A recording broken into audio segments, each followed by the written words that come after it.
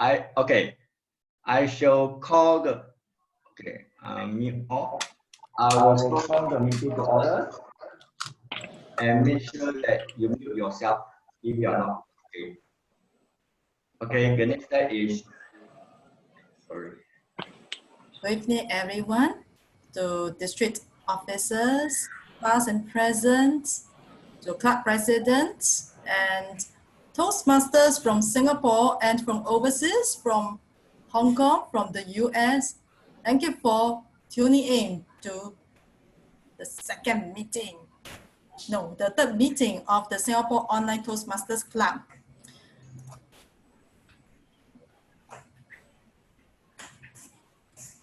Okay, sorry, let me get used to it.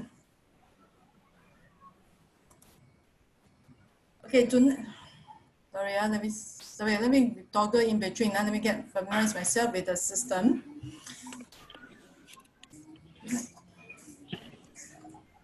Okay, can I call upon the Toastmaster, our president, Willie, for his opening speech. Let's have an applause. Thank you, everyone. Past two meetings have been a learning opportunity for both everyone in the meeting and as me. And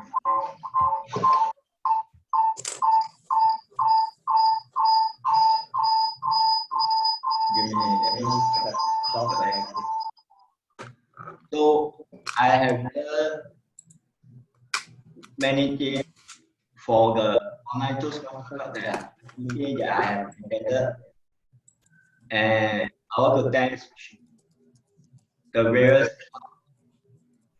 base Toastmaster Club, Firework Toastmaster Club, as well as Thailand Online Toastmaster Club for giving me the chance to attend the meeting, but in table topic, as well as we are out counter as well with a volume that we monitor at 3 a.m. Singapore time on Monday. That was a challenge for me, but I did a good job. I was complimented by the general director, Rory Taylor.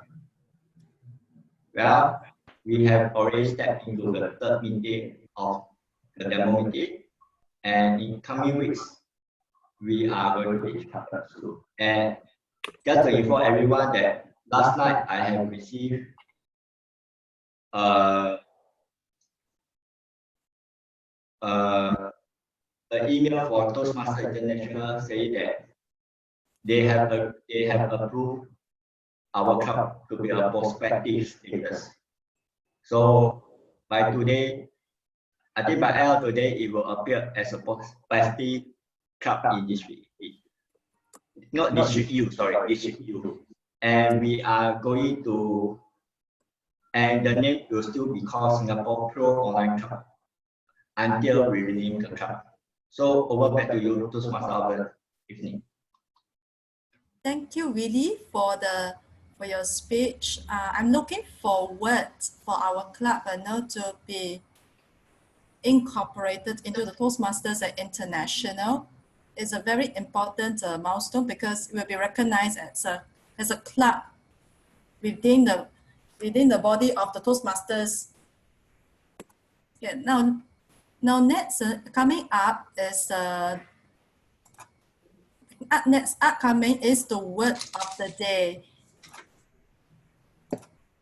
Okay, can I invite Janice to teach us a word or a phrase so that we can improve our English language? Thank you. Okay, thank you. Let me see if I can share my screen. I can understand.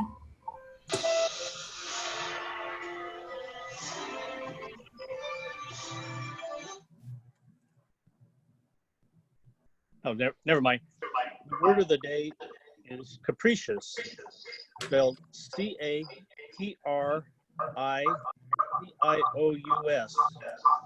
And it's an adjective, and it means determined by chance or impulse or whim rather than necessity or reason.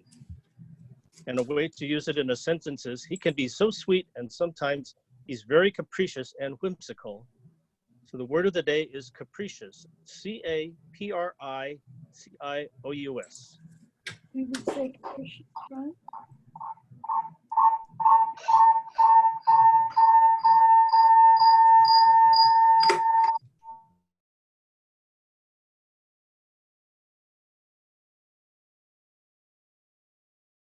Wait. Did everybody get the word? Okay. Okay, back to you. Dennis, can you repeat again? Sorry, I think just now everyone was mute. There's an echo for one of the PC. All right, let me try that again. The word is capricious, C-A-P-R-I-C-I-O-U-S. And it's an adjective meaning determined by chance or impulse or whim, rather than by necessity or reason. And using it in the sentences, he can be so sweet and sometimes he's very capricious and whimsical. Okay, so please try to use that during our table topics and speeches.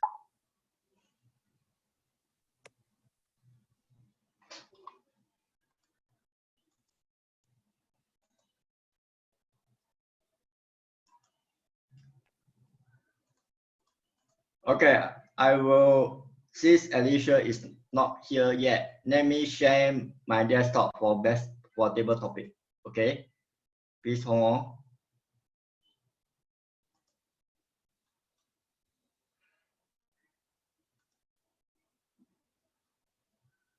Are you able to see my desktop? Yes, thank you. I can see it. Thank you. Okay. How about the rest of you? Can you see the Toastmasters International slide? Yes. Okay, good. Okay, Shanshan can see it. Thank you.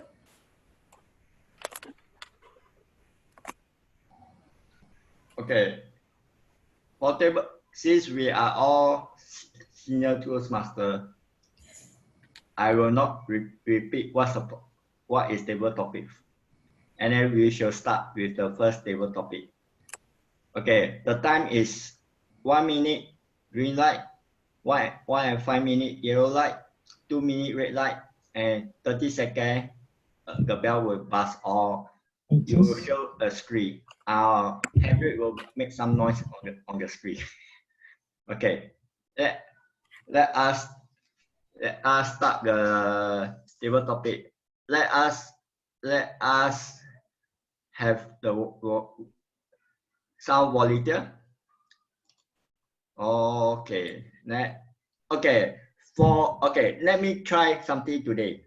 Whoever I unmute now, you will have to speak. Okay? Willie. Yeah. Willie. Yes. Willie, can you hear me? Yes. Is it loud or soft? Yes, just nice. Okay. Okay, let me mute someone and you will be asked to speak.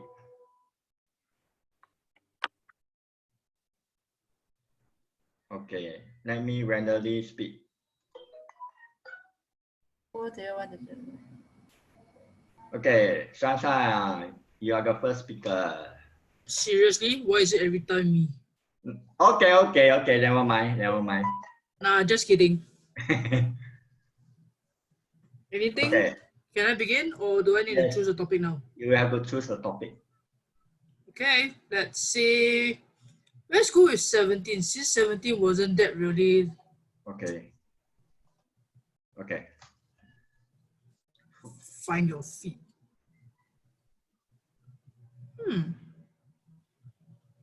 Okay. Ow. Find your feet. Ready to begin, Hendrik? Hendrik's the timer, right? Yes, Andrew is the timer. Okay. So, finding your feet. Which feet? Left feet or right feet? So if you need to find your feet, I guess you need something in your hand. Then you need to find it first, because finding your feet sometimes need time, and it takes two to tango. So you need to find both feet first before you can stand on your own feet and find the feet to do things. Am I right? Nah, never mind. I guess that's about it.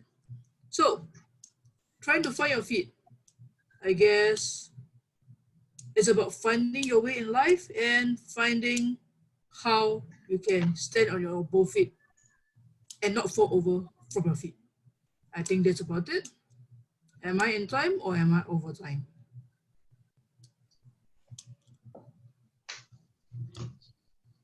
Green. Okay. The next speaker, let me try someone. Okay, whoever, okay, I will meet everyone again. Let me mute. Okay, let us have Patricia. Hi, I'll pick. Let me go back to the topic. Okay. I'll pick 5. Okay, 5. Easy on the eye. I think it's very important that we see clearly, that the things that we see also have the responsibility to make it easy on our eyes. Say, for instance, if we get something done and it is too complicating, then it will not be easy on the person trying to understand you. Say, for instance, when we have to, say, do a project, I think we've got to make it simple, need the direction, focus on what we are supposed to do. And then the members will be able to see the way towards that direction or focus on that direction. And that to me is being easy on the eye. And physically also, it is very important that when we walk down the street, that we should not be wearing too many colors. And if you are wearing simple colors, then you will be easy on somebody's eyes and you will look pleasant. I think that to me is easy on the eyes, are looking at both ways, looking for the direction and looking simple so that people will be able to see exactly who you are. Thank you. Okay, I hand over to the table topic master, Alicia. She just came in. Okay, back to you, Alicia.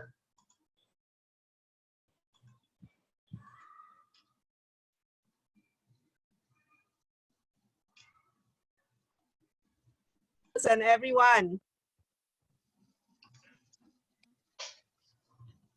I believe everybody knows what is a table topic. It's a segment for impromptu speaking, and it will train our speakers at Toastmasters to think on their feet. So this is the most challenging segment. I hope you will enjoy this segment. So who wants to be the next speaker? Next, to pick the next topic.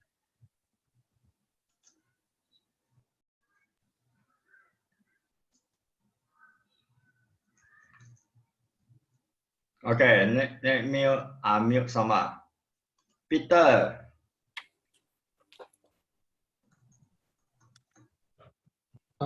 Yes, Willie, I'm the evaluator for tonight. Is it? Okay. Let us get someone for overseas. Julie. Yes. Okay, can you choose? Okay, let me. 7. Okay, you give me a minute. Let me unshare. Okay. 7. Let me share my desktop again. You don't hear me? Okay, let me share my desktop again. Do anyone hear me? Yes, we can hear you loud and clear. Yes, I hear you. Okay, I choose 7. Okay, 7.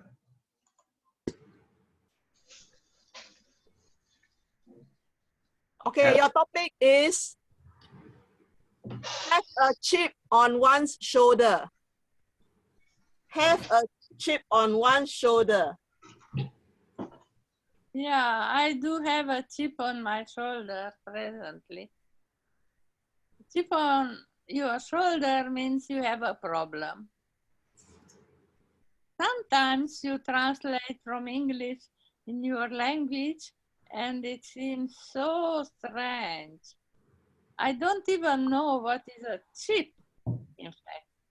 But I know that the meaning of having a chip on my shoulder means I have a problem to deal with. And I had many problems in my life, one after other. Right now, I just learned a few months ago, not more than 2, that I have diabetes too, and that is a chip on my shoulder. I didn't get really used very much, but you know what, I was yesterday to the doctor and I asked to show me how to use my blood sugar level meter. He told me I don't need to look at my blood sugar more than once or twice a year. I don't have a big disease. For her, it was no problem. So if my doctor says no problem, I'll try to think about it in the same way. I will deal with it even if I have a chip on my shoulder. Madam Table.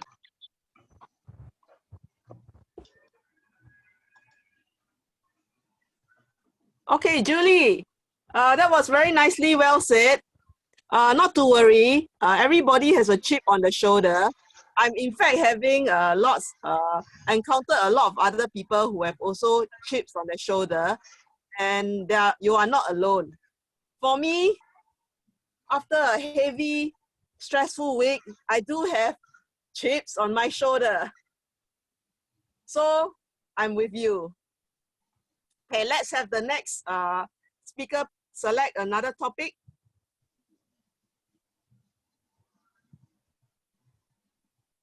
Anyone wants to pick a table topic? Let me try. Alicia, I would like to try 11. 11. Okay, let's look at 11. What have you picked? Who am I speaking to? Can you hear me? Can you see me, Alicia? Yes, I can see you. Okay, good. At old hands. Okay, you have picked the topic, an old hand. An old hand refers to, just let me explain what it means before you start. An old hand refers to an experienced person. So let's hear what you have in mind on it. Over to you. An old hand is someone who is experienced. Yes, an experienced person, correct. Okay.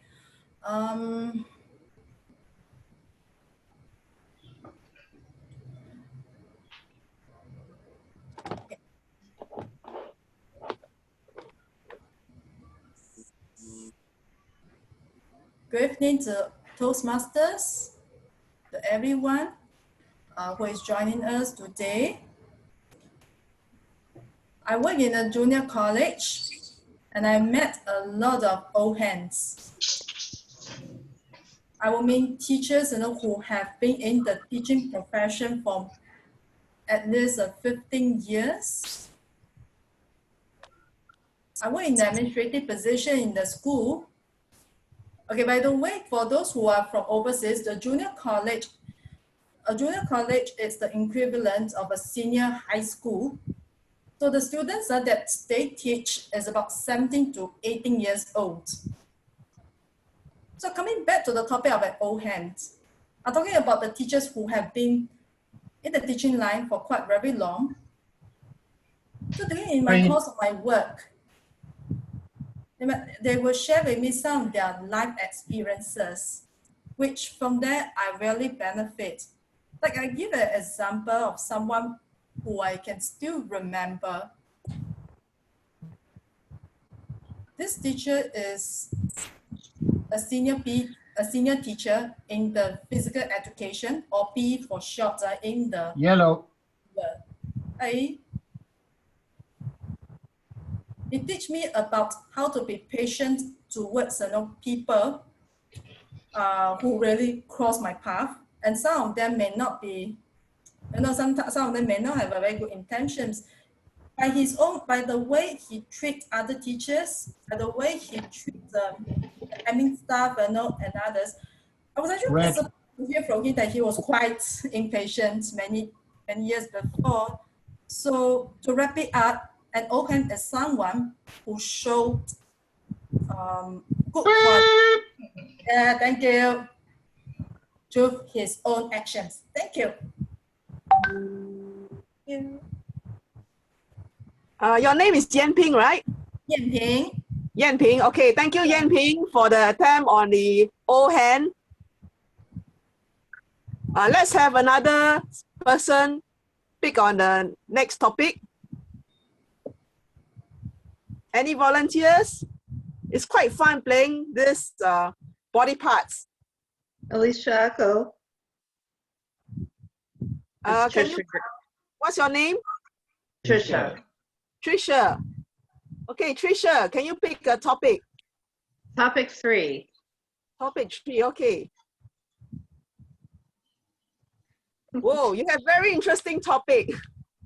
It's written all over your face. So I don't need to explain what it means, right? No. Okay, Trisha, over to you. Fellow Toastmasters, have you ever seen a dog who's done something wrong? It's written all over their face. So I'm so sad, and probably hiding underneath the table. Well, this happens to me all the time with my dogs. In fact, sometimes I'll walk into the room and they have this particular expression on their face. I'm like, what did you do? How much trouble did you get into when I was gone? And I'll have to search around the house and figure out what they destroyed or food that they got into that they were not supposed to. But we see it every day. Every person that we meet on the street, we can tell if someone's happy or sad or even in pain because it's written all over their face. So I find it very interesting to study people's faces and trying to determine what exactly their day is. Thank you very much. Thank you. What a cute speech on it's all written over your face. In fact, I also have a dog. His name is called Mega. But he has a very black face, so you can't really see it when he does something wrong. But we can see it when he immediately runs and hides under the chair. So we know he has done something wrong. Okay, let's have the next person to pick another topic. Can I go? I'm Joan here. Yes, you can, Joan. Okay. So, which is my topic now? Any topic is a good topic. So I can go for topic 19, table topic 19. Sure. Joan has picked this topic, makes my blood boil. Over to you, Joan. Okay, makes my blood boil. Fellow Toastmasters and guests, makes my blood boil. I have 3 points to say why when people really make my blood boil. First is when they show less of perseverance in what they undertake. It really makes my blood boil. They take up a particular thing to do and then they don't finish it. sometimes I do that to myself too, and it really angers me, you know, when I don't get to the deadline and I don't keep up. So I have to keep trying and pushing myself. Second, my blood boils when I don't see adequate compassion towards fellow beings. It really makes my blood boil when people are just rude and mean to each other and absolutely disrespectful. Thirdly, it makes my blood boil when people are very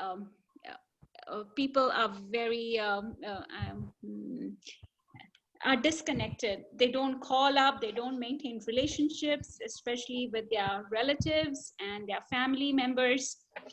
Yellow. So I guess it makes my blood boil when people lack perseverance, are not don't maintain compassion, and are not don't maintain relationships. Back to you, Toastmasters of the day. Thank you. Thank you, Joan. Wow.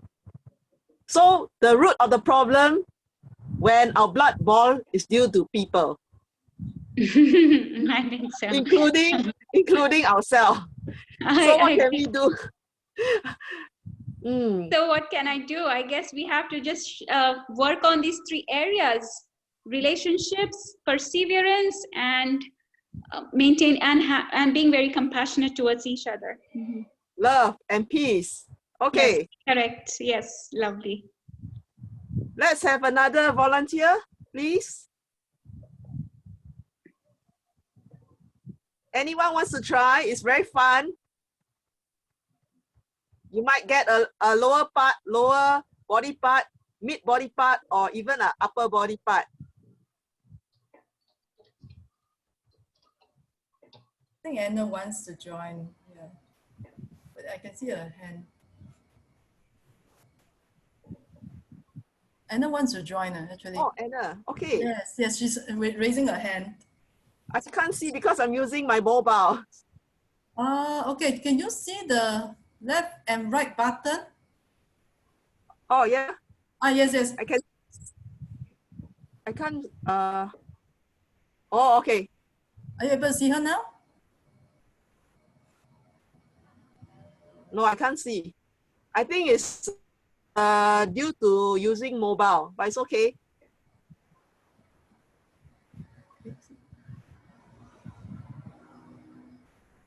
Okay, oh dear. Okay, anyone using mobile?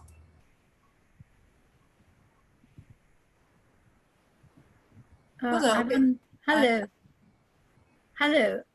Hi. I've just unmuted myself. So you want to give it a try? Yes, please. Angela, would you like to give it a try? Yes, please. Okay. Please select the topic. 6. All right. Let's give her number 6. Whoa, you have picked a very nice title. Head over heels. So Angela, I don't need to explain what head over heels means, right? Let us hear your story. Over to you, Angela. Good evening, everybody. People say they're head over heels. It's usually head over heels in love. It's very odd when someone else is head over heels in love and you can't see what they see in the other person. It also, you have to be very careful when you're head over heels that you're not cutting out somebody else. I have a friend who was talking about the man she was besotted with, and her ex-boyfriend was standing nearby looking extremely glum. So you have to always consider your audience. I've also seen people kissing on the London Underground station, and I've thought people walking past them, such as elderly widows and widowers, might be feeling very lonely when they can see a couple who are so besotted with each other. I feel if you're head over heels, sometimes it's good to tell everyone, and sometimes it's good to be a little more discreet. I'm often head over heels about the project I'm working on, because I'm that type of butterfly mind. Whatever I turn to excites me, and a day later I've moved on to something new. I hope I'm never like that with people, because I can always pick up and be head over heels with excitement that a friend is so pleased to see me. So the moral of the story is, be head over heels, but when you're telling somebody else about it, always consider that you want to spread the joy to them and not to be excluding them. Because when you're head over heels, I think that that's the best thing, that you want to spread the joy to other people. So I hope that we're all head over heels about being online today and about this opportunity. Okay, thank you, Angela. That was a very good speech on head over heels. Usually head over heels is used to describe romance, and we can see that all over in Singapore, especially in the MRT. We call it PDA, not PMD, but PDA, public display of affection. This time, Angela widened the concept of head over heels. It's good to know that we can use head over heels in our passion for work, hobbies, etc., beyond romance. Okay, let's go to the next volunteer. I think we saw Amos enthusiastically waving his hands. So Amos, please pick a topic. Amos, are you there? Hello. Hello. Yes. Can I choose topic 12? Number 12. Yes, Yeah. you can. Number 12, please, not 13, 12. Amos has chosen the topic, wash one's hands of something. Let me explain. Wash one's hand of something refers to, just give me a minute, is to stop dealing with an issue or problem. Wash one's hand of something. Over to you, Amos. All right. Good evening, everyone. So I'm given this topic, wash one's hand of something. So it reminds me of like you are doing a job or doing something, but you reach to a point where you just give up. You just want to be associated with the work, with the hassle and all, and you just wash your hands off that thing, and you just leave it and let it let it pass and go. So there's pros and cons to such things, which is probably like the work can't be done and it won't move on. Like the stuff won't get moving. Like for instance, if it's a project, then it doesn't go on. But the bad thing about it, the good thing about it is the person doing it, like wash his hands off, will not be bothered about it. Yeah. Back to you, table topic master. Yellow. Thank you, Amos. Thank you for your good attempt on wash one's hands of something. Yeah, very often in our life we have met with situations where really we have to wash one's hands of something. Otherwise, we get put even deeper. So it's a matter of choice and depending on the situation. Now let's have Hendrik, because I see him waving his hands too. Hendrik, would you like to pick a topic? No, I'm a timer, so maybe I put the wrong button. But I can take it. I can take it if you like. No problem. Oh, never mind. If you find it too troublesome, I can have another person. No, I can take time on myself, no problem. So Okay, I take number 13. That's an unlucky number. Okay, take So the I lucky see what I have. 13. Oh, you're very lucky. You have picked the topic. Cross your fingers. Hendrik. Cross your fingers. So Hendrik, over to you. The Toastmasters members are our guests. Cross your fingers. It was a very lucky day I didn't have number 13 because I crossed my fingers, it would be lucky. But if I crossed my fingers, it's actually very common. First time I learned to cross my fingers when I was reading UK, and someone was lying to me. And she crossed my finger, put it outside the back, and tried to avoid it. And then I learned how to cross fingers could be very, very naughty. What cross your fingers could be in my part could be very lucky too. I cross your fingers till you get lucky. So there's a little culture difference, and it's interesting to know what all different people think about it. And I hope it someday will be good. I cross my fingers for everyone would like to hold it, and I cross my fingers for all you speakers today. So I will take the time. Good luck. Thank you very much, Toastmaster. All right. Thank you, Hendrik, for giving us your interpretation of cross your fingers. Many times in my life, I always try to cross my fingers. But in order for things to get even better, I say a short prayer, and it works. So let's have another speaker. We still have lots of topics available.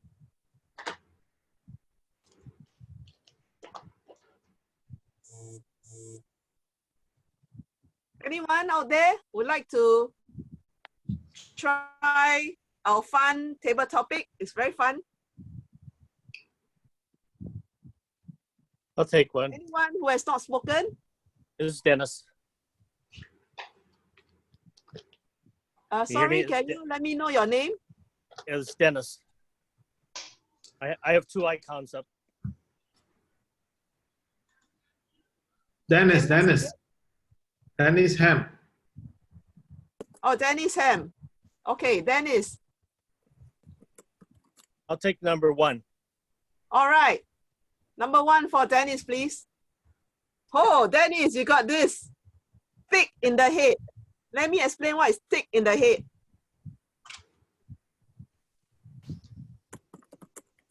Thick in the head means not very intelligent. Don't take it personally. It just means not very intelligent. Over to you, Dennis. Okay, thank you, Madam Table Topic Master. When people are going to school, people are trying to get things into your head so that you understand it, especially teachers. And not to be too capricious, though, I think that they feel that if you're able to absorb a lot of knowledge, that your skull must be thin enough so the information can penetrate into your brain. So I think that people who don't have a thick skull are people thought to be maybe smart.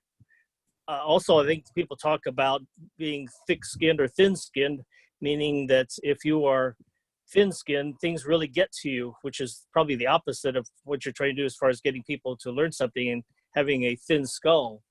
So I think that people figured out, or at least used the simile, or that being someone thick in the head means that your skull is so thick that information will not penetrate you, and that's why they think you're dumb.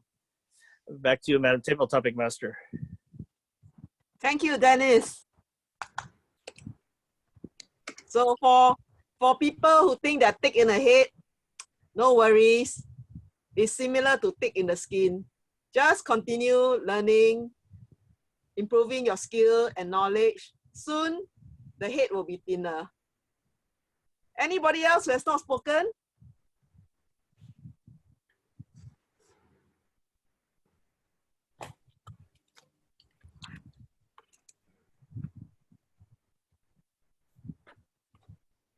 Okay. My dear Toastmasters, even project evaluators can also participate in a table topic. So can I have some project evaluators to volunteer?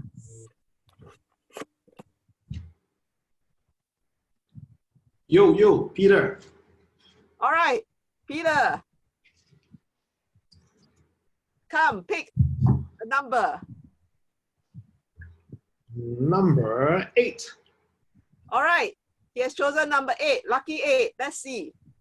Oh, you got this inspiring, motivating phrase, pat on the back.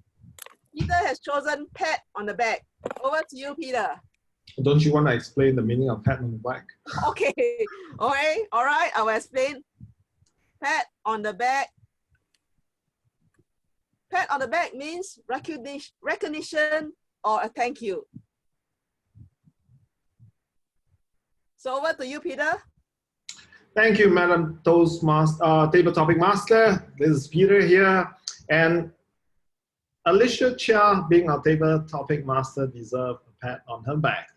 Now, the reason is, I think she just came back from work. She just showered. I can see her hair is not even dried. She immediately jumped in and started the table topics, even though it was already started. She just took over, and that is really a very deserving pat on the back.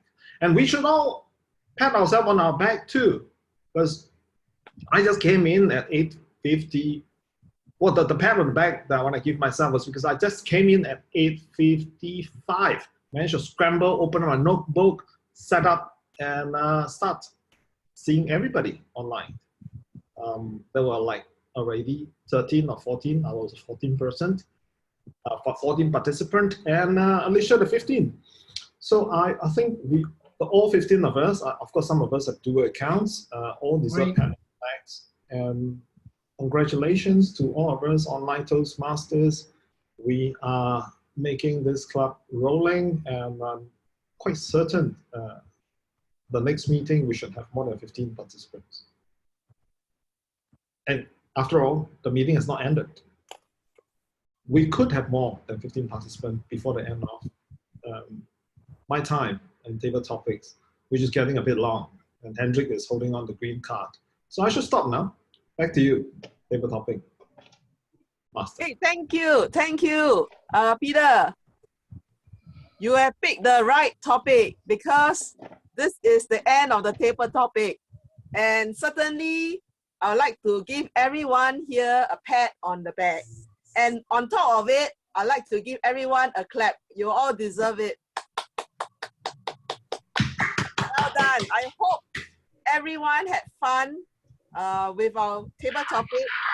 My intention was to let you all have some fun over body parts and also to appreciate your body part. So over to you, back to you, Toastmaster of the evening. Thank you, Alicia. I really enjoyed the table topics, which is related to the body parts, and we learned some of the phrases that I learned many years ago.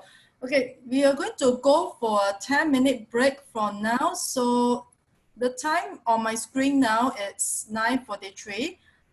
Please come back at 9:44. Okay, 10 minutes from now, which is 9:45. Sorry, let me see. 9:55. Yeah, we will come back at 9:55 then.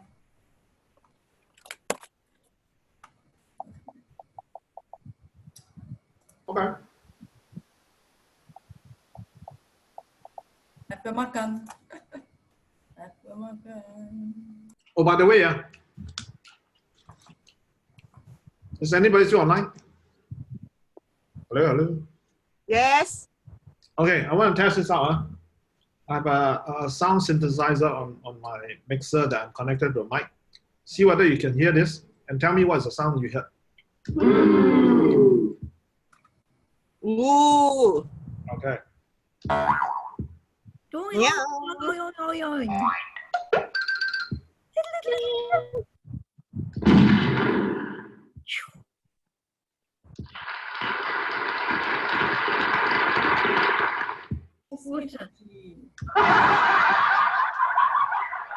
Did you hear all this 1, 2, 3, 4, 5, 6 distinctive voice?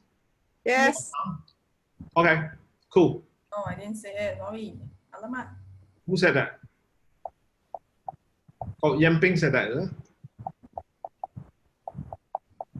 Alamak, I kena I All said. right. Alamak, I didn't. Quack, quack, quack. Will be. Let me see. Sorry, let me toggle in between. Okay, he's doing a pathway level 1, project 1 icebreaker speech, which is 4 to 6 minutes. Okay, can I have Tricia to read out the objectives of the project, please? Yes, the purpose of the icebreaker is for the member to introduce him or herself to the club and learn the basic structure of public speaking. Okay, the project it's 4 to 6 minutes. At 4 minutes, okay, can I have the timer, please? Sorry, let me try to see where the timer is. Henrik. Yes, could you show? Okay, at 4 minutes, it's at green 4 color. minutes. Yes. Yes. Okay. 4 minutes yellow. Yes. Okay, 5 minutes yellow. 6 minutes. It's yes. Yep. Okay, and after that, you'll be given 30 seconds to wrap up. Yes. Okay. Over to you, Willie.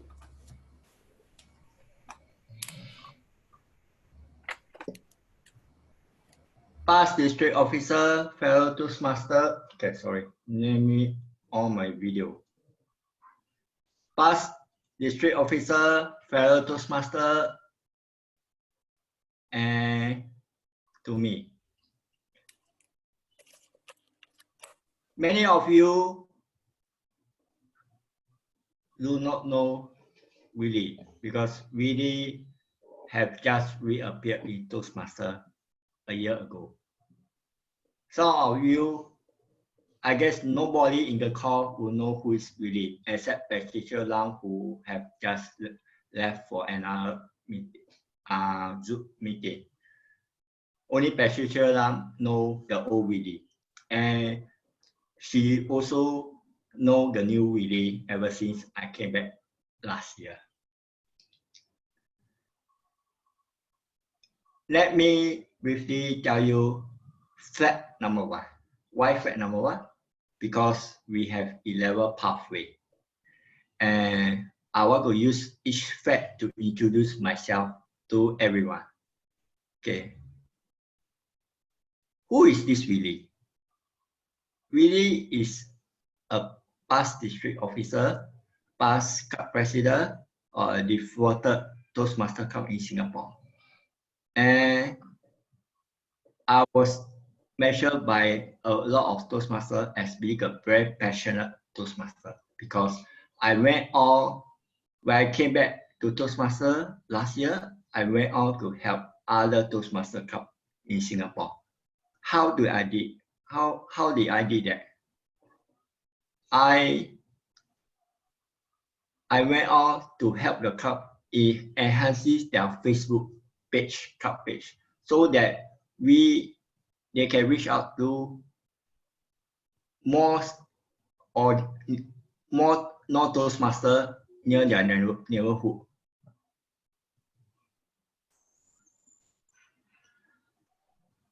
And the first thing I will do is, because I'm a club president of my current physical club in Singapore, I started a channel for me. That is to rebuild this club and have more guests coming to the meeting. That's the first part.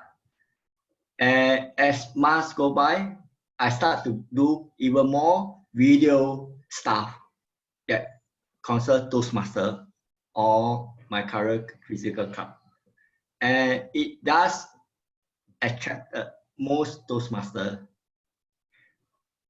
in the district, and they have engaged me to help other people in the district. I have conducted a workshop last month, and some of the clubs have indeed improved their club outreach to the community, and they have guests coming in from nowhere. In 2 weeks time, in a week time, I will be conducting the same workshop but in Mandarin. It's a big challenge for me. The past really is a very demanding person, a bossy person. When this need to be done, it need to be done immediately. And because of this, I lost many friends. And when I came back, I told myself, I do not want to be a club officer. But 6 months ago, the club need me to step in to help rebuild the club and to rescue the club membership. So I stepped in, and this time around, I use the servant leadership that Toastmasters International have instilled in all club officers, servant leadership. So we use the word of persuasion. At times, I fail. But we are here in Toastmasters, we learn. We make mistakes, we learn from mistakes. I'm still learning. Although I still offended people in Toastmasters, but I also make new friends that feel that I should tone down even further. And the current club, the physical club will be my current term as the club president, and the BBE of the club will end in 8 months' time. And I will use the word of persuasion, and I'll be more patient as compared to the past. That I will be moving on to be a better person in life.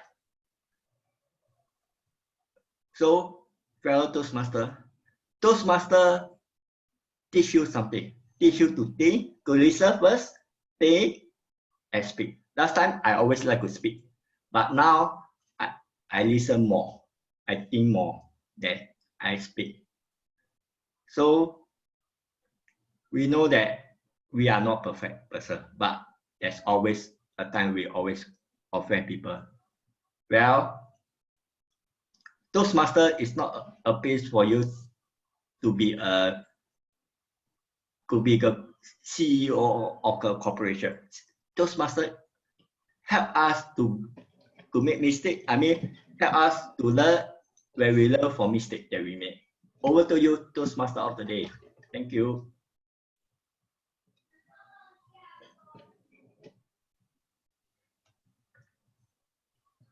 Thank you very much, Willie, for sharing about yourself, the past you and the you today. Okay, the next speaker is Angela, who will be doing a speech called "Why You Should Learn to Shout for Help in 4 Languages." Okay, let me introduce Angela. She is the president of Radio Heights Advanced Club, and she's also an area director of S3. She's the English teacher, no, let me correct myself, an English literature teacher and language at A levels.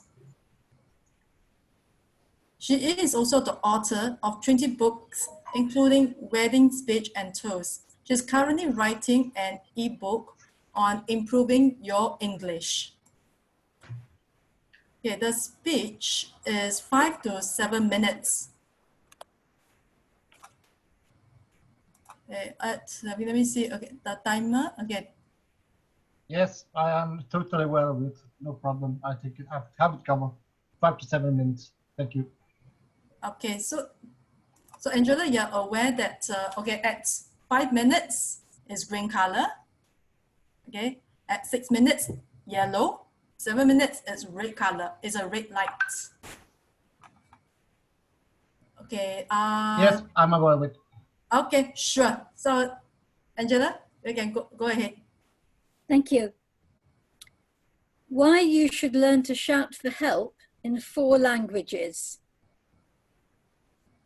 I'm going to tell you 2 stories about how I needed to call for help. And then I'm going to tell you how you can learn to speak other languages. My first story is in Singapore, and my second story is in London. In Singapore, I was in the swimming pool and I heard a little boy laughing, and I turned around and I could see his older brother going up and down in the pool. And I watched to see if the boy was coming up with something that was on the bottom of the pool, but he wasn't. He was just going up and down. Then I realized something was wrong. The little boy was laughing, not because he was happy, but out of nervousness. And it suddenly struck me that the boy, the bigger boy, was drowning. And I turned around and I shouted, "Help, help, somebody help, call 999, call the ambulance." And then I had a moment of anxiety because I thought perhaps the 2 security guards who sit near the pool could only speak Mandarin. However, they came running up and they shouted to the boy, but he didn't answer. He just went going up and down in the water. So I said to them, throw the life belt, throw the life belt. They threw the life belt, and then I shouted, move the water, move the water. And I made gestures to make the other boy push through the water so that the life belt floated. And the older boy got hold of the life belt and eventually he came in. I had to go, but next morning I went back and asked them what had happened. And they said the 2 boys in the pool did not speak English or Mandarin, they were Korean. And then I realized wherever you are in the world, you need to speak 2 or 3 languages, local languages, whether you are a local person or a visitor. And I've got several suggestions. One is that all signs should be in 4 languages. Most signs in the underground in Singapore tell you what to do in an emergency in 4 languages, but by the swimming pool, it's only in English. Now I'll tell you my other story about what happened in England. It was the year 2000. I was on Euston Station in the centre, and there was an announcement saying, please leave the station. This is an alert. This is a security alert. Leave the station. Everybody started going up the up escalators. I joined the queue to join the up escalator. And then 4 Spanish-speaking girls laughing happily away, talking to each other, not listening to or understanding the announcement, came down the down escalator into, I assumed, danger. I shouted to them in French and in English, but they didn't understand. So I stopped and went up to them, and they eventually found that one of them spoke French, and I explained, and so they left the station with the rest of us. So my conclusion is that we need to learn more languages. Singapore has a current policy of being bilingual. I don't think that's enough. We have 4 national languages here: English, Chinese, Malay, and Tamil. So I think every school child should learn 2 or 3 languages, and so should every adult. And all signs should be in at least 3 languages. Now on British trains, intercity trains, they have signs in several languages, but on the underground, on the occasion when I was there, the announcement was only in 1 language. What can you do to learn more languages? There are 2 things you can do. The most widely learnt language on Duolingo, with millions of people learning languages, is Spanish. So I'm learning Spanish. I recommend that you pick at least 2 European languages. English you already speak, pick Spanish or French or German, and then make sure you speak 1 or 2 of the languages of this country and this region, which ideally the first one would be Chinese. I recommend that you go on to Duolingo or Memrise.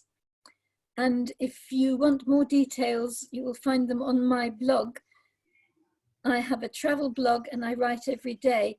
And my most popular post was about learning Spanish, which I presume is largely because of the Americans learning Spanish, which is spoken in South America, as well as, of course, in Spain, in Europe. And Spanish is one of the easiest languages to learn. Similarly, Malay is one of the most easy languages to learn in this region because it's written in the Roman alphabet, and the words, a lot of words are the same and pretty much phonetic. That's to say, what you hear and what you see are the same. Let me give you one example of something I've learned locally. Every day I hear the message, if you see any suspicious object, dial 999, that's the English. Then I hear something, something, something, something, something, something, sembilan, sembilan, sembilan. Now that is Malay for 999. So I know that. Now I recommend that you don't just listen to the words on the train, but try and learn them. And also every day devote perhaps 15 minutes to learning another language using either Duolingo or Memrise. I've done something else today. I've written down a list of vital words like help and exit, and I've translated them into 6 languages, and I'm going to put them up on my blog to share with everybody. If you're able to help me translate into Malay or Indonesian or traditional Chinese, I would be very pleased to hear from you so that you can check that what I've got from Google Translate is accurate. So I will now say goodbye. I will say thank you, and I will add a few foreign words. I will add sheishe, which is Chinese, and that's my contribution. So goodbye and thank you, sheishe.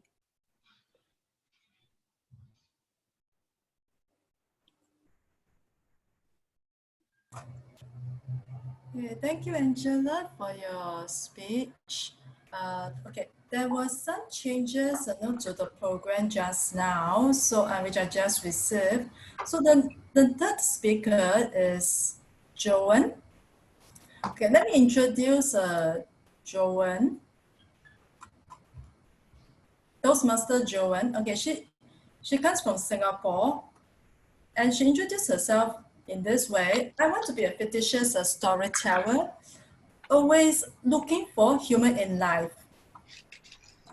She's doing a speech from the Evaluation and Feedback Project 2. Okay, Joan, your speech. Okay, let me see what's the timing. Is 5 to 7 minutes. Okay, the evaluate. Okay, can the evaluator Julie?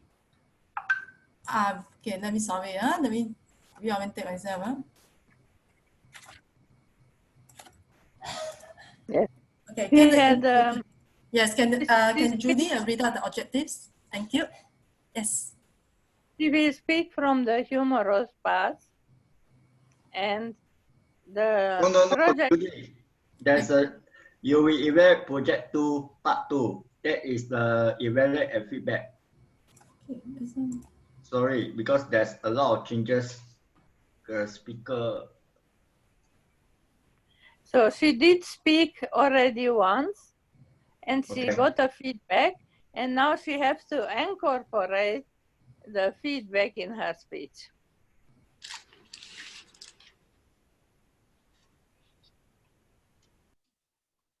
Back to, okay, Joan, over to you. Unmute myself. Can you hear me? Yes, I can hear you. Okay, thank you. So, ladies and gentlemen, raise your hands if you are single. Now lower your hands if you are a lady. Lower your hands if you're a lady. Hello, boys. Sorry, I'm married. Today I'm going to share with you my love story. When I was in my sweet 16, I had my first crush. Tall, dark, and handsome boy like Mr. Willie Lowe. My dream boy. He comes to school in a shiny black sports car. Whenever I saw him, my eyes twinkled like 240-watt light bulb. For months, I was secretly observing him. And finally, one day he came to me and asked me this life-changing question. Joan, can you please give these flowers to Janet? Now, Janet is my best friend. Ladies and gentlemen, I always dreamt to have a tall, dark, but handsome man driving me away into the sunset in a shiny dark sports car. But unfortunately, no one came, neither in a sports car or a cab or even in an MRT for many years. So finally, I had to go through this concept called arranged marriage. In India, being unmarried is not just a crime, but absolute criminal offense. The first question when people walk, they'll ask you, are you married? First ask me, la, how are you? And when you courteously say no, they will ask you, so when are you getting married? And after some time, the next question is, why aren't you married? Yet married. So as you can see, as I got into my 20s, the pressure started building up like pressure cooker. My dad sat down one day and made my marriage resume. It looked exactly like an employment resume. Professional skills, hobbies, singing, March 1991 to 2001. Cooking, Feb 1995 to 2001. No South Indian cooking, North Indian cooking, and sent to all matrimonial column in various newspapers. Finally, fortunately, we don't see horoscopes, etc. But that didn't relieve me from the burden. Soon my aunt brought this proposal. Her cousins, sisters, husbands, cousins, wives, friends, son. Now this friend's son was studying in the US. I had no attraction for US. Singapore better la. At least you find maids here. When I met him, he was tall, dark, and handsome. But guess what?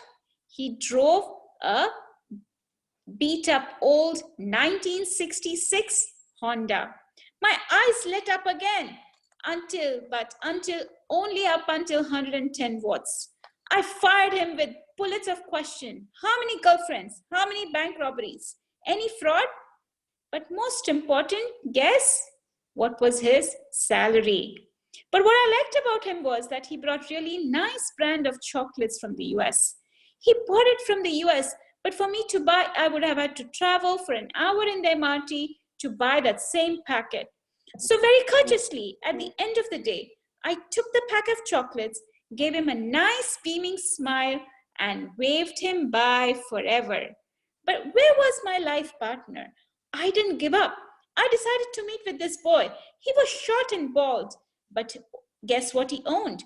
A shiny black sports car. My eyes started twinkling again, up until 240-watt bulb. Here is my chance. So I took 2 hours to dress up, put nice heavy makeup, and guess where we met? In Mr. Paratha's, a local hawker's restaurant.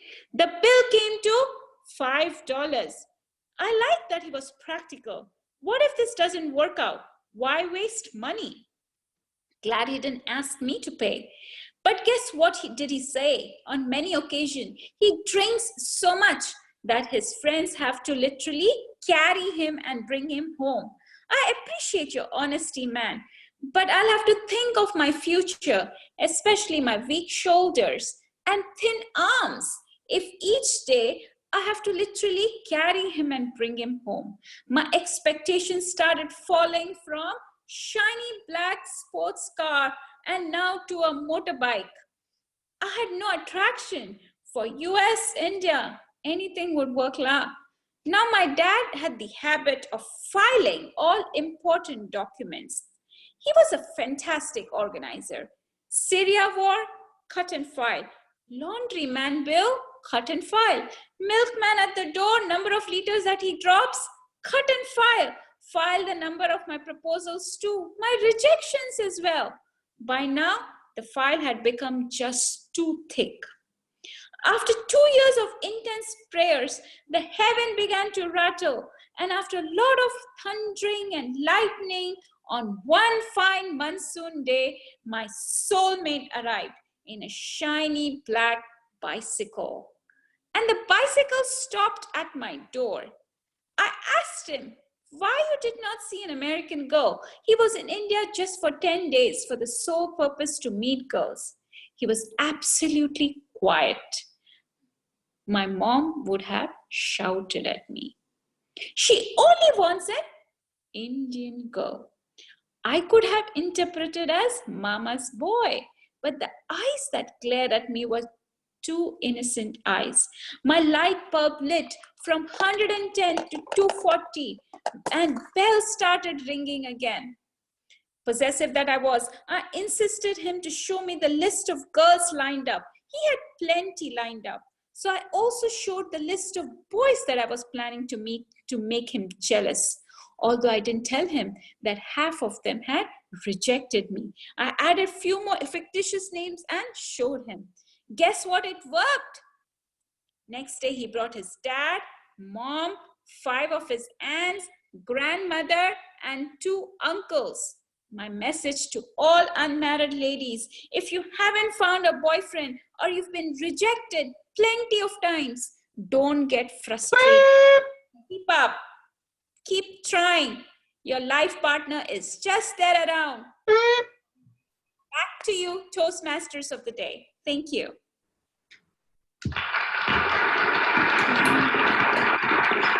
Okay, thank you very much, Pallavi. Okay, sorry, Joanne. Okay, I saw the wrong screen. Okay, Joanne, for your speech. Okay, we have 3 more speakers. Okay, the next speaker is Shan Shan.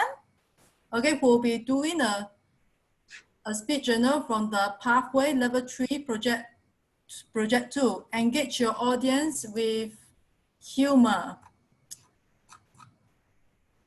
Okay, Shan Shan is from the Toa Payoh South, the Toastmasters Club in Singapore, and she's also a member of the SG Online English Toastmaster Club. Travel is a passion and profession, so she joined Toastmasters to conquer the fear of public speaking. The speech title is, Am I Funny or Not? Okay, so the timing, okay, let me see. Okay, the timing is 5 to 7 minutes. Okay, can Shanshan's evaluator, Henrik, read out the objectives of the projects?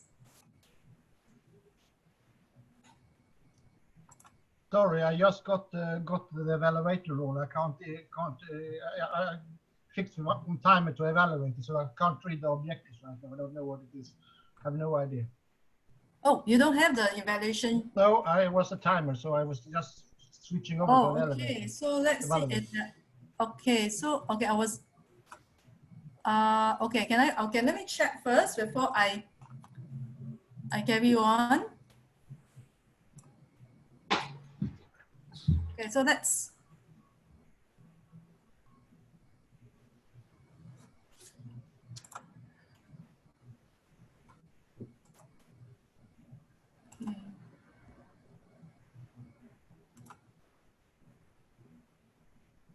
Yimping, yes.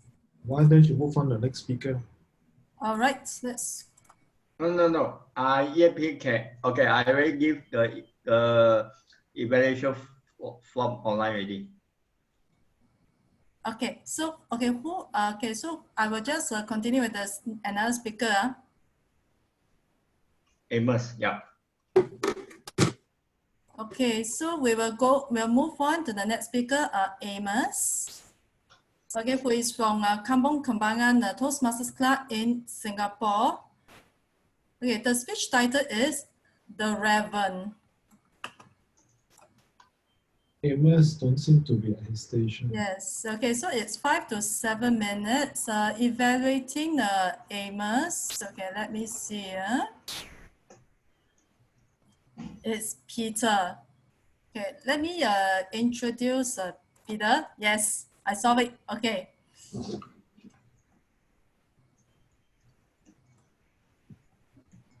Okay, he has been a Toastmaster with Toastmasters International. Okay, so let me see. Okay, give me a while I reorientate. Okay, Henry is the okay. Let me see.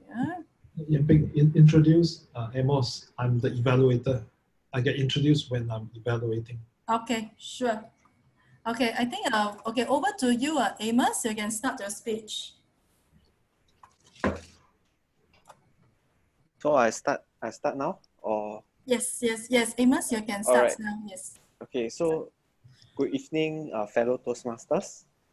So as I will be presenting to all of you all on the interpretive poetry for this speech. So the poetry that I will be reciting to all of you all would be by Vincent Prince, The Raven. Okay, so this poetry is one of his famous poems. In the poem, a narrator mourns for a lost love named Lonnie while reading in his study room when he suddenly was visited by a big black bird called a raven. It is said that this poem shows a parallels with Edgar Allan Poe's own life. So all of y'all, without further ado, I will start the poetry. So once upon a midnight drudgery, while I pondered weak and weary over many a quaint and curious volume of forgotten lore, while I nodded, nearly napping, suddenly there came a tapping. As some of one gentry read, rapping at my chamber door, this some visitor, I muttered, tapping at my chamber door, only this and nothing more. Ah, distinctly, I remembered it was the bleak December, and each separate dying ember rolled its golden ghost upon the floor. Eagerly, I wished the marrow. Vainly, I had sought to borrow from my books succeed of sorrow, for the lost Lorraine, for the rare and radiant maiden whom the angels named Lorraine, none less here for evermore. And the second said uncertain rustling of each purple curtain, thrill me, fill me with fantastic terrors, never felt before, so that now, to still the beating of my heart, I stood repeating, this some visitor enchanting entered at my chamber door, some late visitor entering entrance at my chamber door. This it is and nothing more. Presently, my heart grew stronger, hassling then no longer. Sir, said I, or madam, truly your forgiveness I implored. But the fact is, I was napping, and so gently you came rapping. And so faintly you came tapping at my chamber door. That I was sure I heard you. Here I opened wide the door. Darkness there and nothing more. Deep into that darkness peering, long I stood there wondering, fearing, doubting, dreading, dreams no mortal ever dared to dream before. But the silence was unbroken, and the darkness gave no token. And the only word that spoke was the whispered word, Lorraine. This I whispered, and the echo muttered back, Lorraine! Merely this and nothing more. Then this angry bird beguiled my sad fantasy into smiling. By the grave and stern decorum of the countenance it wrote, through thy crest, be shorn and shaved though. I said, art sure no craven, surely green and ancient raven wandering from the nightly shore. Tell me, what thy lordly name it on the night's pearlian shore? Content the raven nevermore. But the raven sitting lonely on the plain blood spoke only one word, and if his soul is that one word, he did outpour. Nothing further than he uttered, not a feather than he fluttered. Still, I scarcely more than muttered. Other friends had flown before. On the moon will he leave me, as my hopes had flown before. Then the bird said, nevermore. Started, and the silence broke by, repeat so apparent spoken. Doubtless, said I, what I uttered is its only stock and store, caught from some unhappy master whom unmercifully disaster following fast and followed faster, till his song once blunder bore, till the ring of his hope that naturally burden bore, of never more. But the raven still began all my sad souls into smiling. Straight I wheel a cushioned seat in front of bird and bus and door. Then upon the villain sinking, I bestowed myself to linking. Fantasy unto fantasy, thinking what this almost bird of yours, what this green, ungreenly God, and almost bird of yours, mean in soaking nevermore. This I sat engaged in guessing, but no syllables expressing to the fowl whose fiery eyes now burn into my blossom core. This and more I sat diving, with my head at ease reclining onto the cushion's violet lining that the lamp light glowed o'er, but whose violet lining with the lamp light glow o'er, shall pass nevermore. Prophet said, I think of evil prophet still, if bird or devil, whether tempter said, or whether tempter stores, tree here ashore, desolate yet all undone, on this desert land enchanted, on this home by horror haunted. Tell me truly, I'm poor. Is there in there blum in Ginred, tell me, I import. Corn the raven nevermore.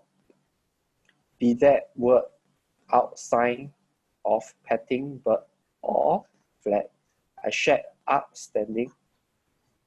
Get thee back into the temples of night fallen shore. Leave no black paw at a token of this lily lie that soul had spoken. Leave my loneliness unbroken. Quit the birds above my door. Take thy break from out my heart, and take thy form from off my door. Create the raven nevermore. And the raven never flitting still is sitting on the paler vast of palace just above my chamber door. And his eyes have all the seeing of a demon that is dreaming. And the lamp like his streaming thrown his shadow on the floor. And my soul from the shadow that lies floating on the floor shall be lifted nevermore. So, our wonderful poem by Vincent Price, and I hope we all love it and have a wonderful night, fellow Toastmasters. And back to you.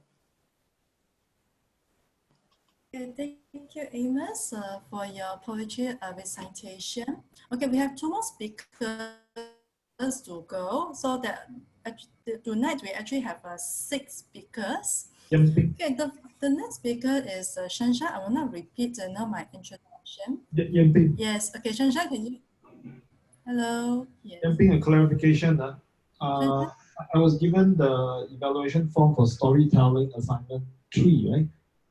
So I'm his Amos evaluator. So what am I evaluating based on his speech? What project is it again?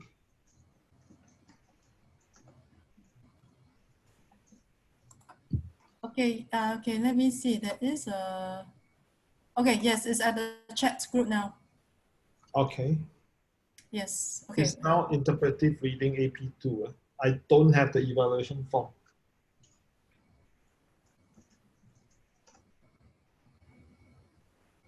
Okay, got it. Okay. Okay. Okay. I will continue with Shanshan. Okay, Shanshan, your speech it's 5 to 7 minutes. Okay.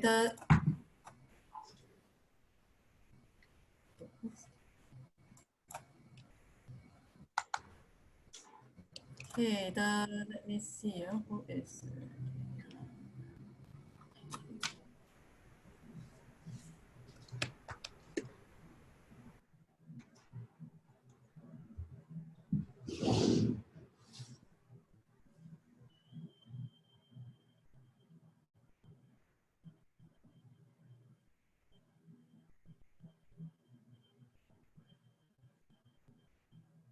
Okay.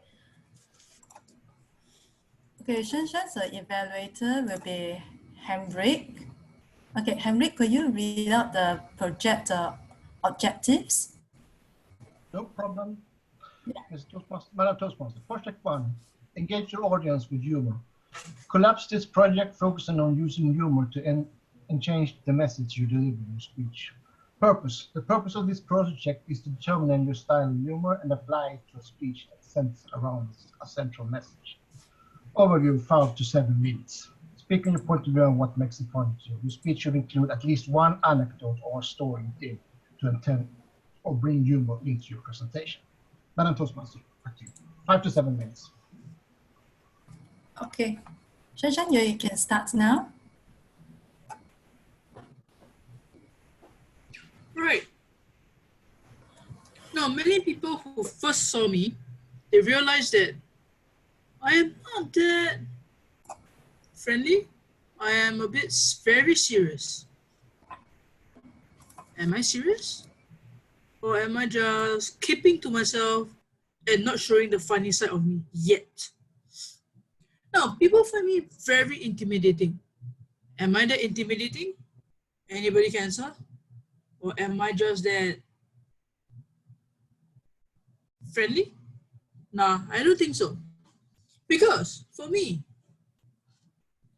my height is actually one thing that whenever I sit down, people won't think that, okay, you are a tall person. You're just normal average. The moment I saw everybody was like, wow, you are so tall. I was like, yep, it's genetics. Because my mom is 160 in centimeters. My dad is 178 in centimeters. So what does that make me? It makes me 175 centimeter, which according to some is actually the minimum requirement for a Victoria's Secret model height requirement. That I didn't realize until recently.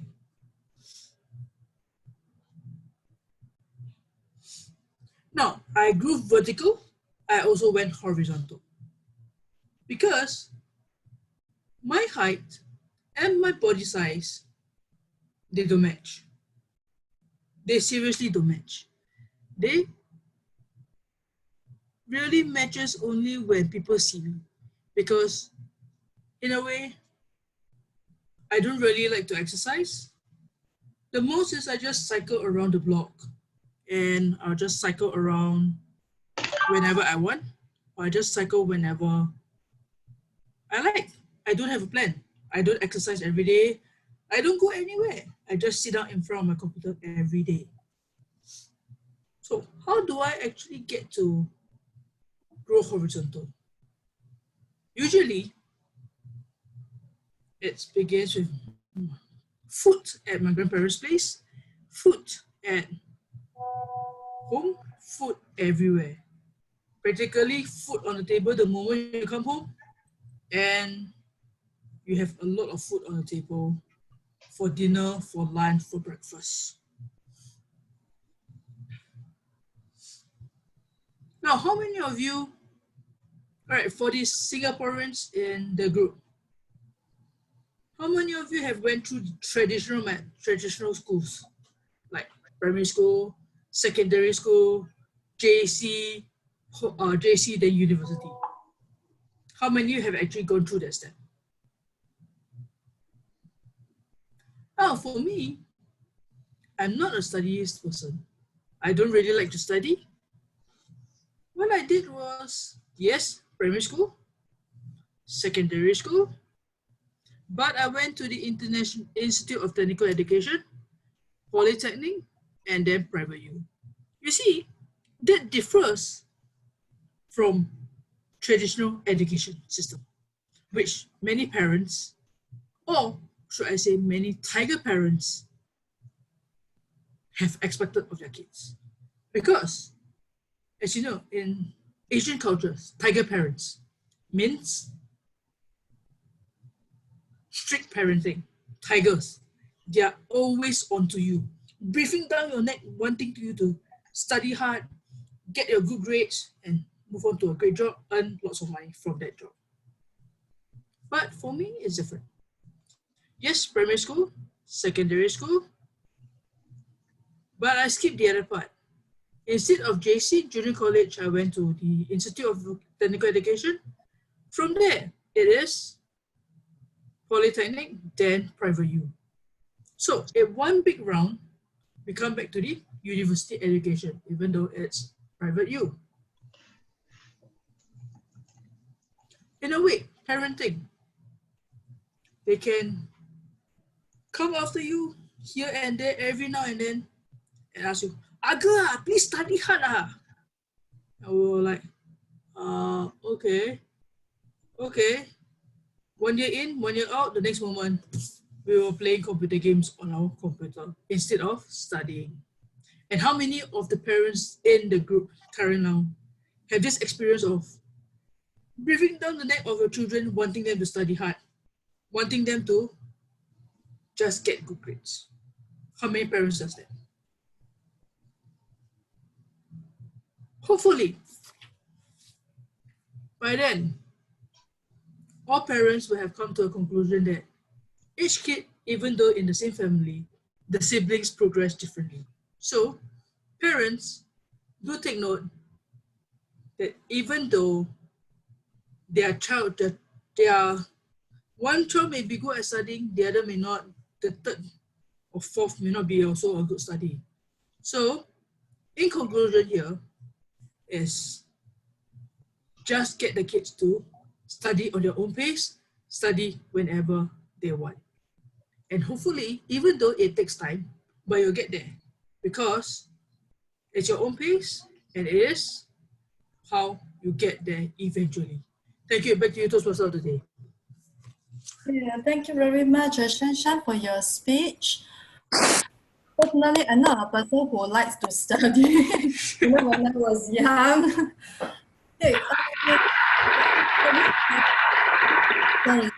Okay, sorry, there is some background noise. Apologies. Okay, the last speaker is Pallavi. Hi, Pallavi, are you online now? Yeah. Okay, now I can. Hi, Wiping. Good evening, everyone. Okay, sure. Okay, I can see you now. Okay. Okay, let me see. Okay, let me introduce Pallavi. She is from Pongo Toastmasters Club in Singapore. She is a passionate speaker, looking forward to learn. Okay, the title of her speech is, okay, she's doing a speech from the Advanced Manual Storytelling Project for the Touching Story. Pallavi, sorry, may I know what is the title of your story? Influence without affluence. Influence without affluence. Affluence. Without affluence. Yeah. Okay, so the evaluator is Aaron. Aaron, are you online now? Yes, I think Willie given me the wrong evaluation. Aaron, are you able to read out the objectives of the project? I have to find the evaluation form for that because wrong one just now. Okay. Do you need more time to find it? Sorry, Aaron, can you hear me? Yeah, I can hear you, but I have a different evaluation form. So just give me a moment. Okay. Okay, No yeah, problem. okay. So a touching story, the objective is to understand the techniques available to arouse emotion, to become skilled in arousing emotions while telling a story. So that will be 6 to 8 minutes. Back to you. Okay. Yes. Aaron? Hello. Yes, okay. Yeah, okay. It looks like, okay, okay, so the timing of this page is, okay, let me see. 6 to 8 minutes. 6 to 8 minutes. Okay, so, all right. Okay, so, okay, Willie, are you doing the timer or you're doing the timer, is it? Okay, can you start on your speech? Yeah, before I start Wiping, may I just check how do I get to know about the timer this time? Okay. Like last time the screen was being flashed, like today, how are we like showing it? Okay, so are you using the computer? No, I'm using my mobile. Oh, mobile. Okay, do you see the left and right button?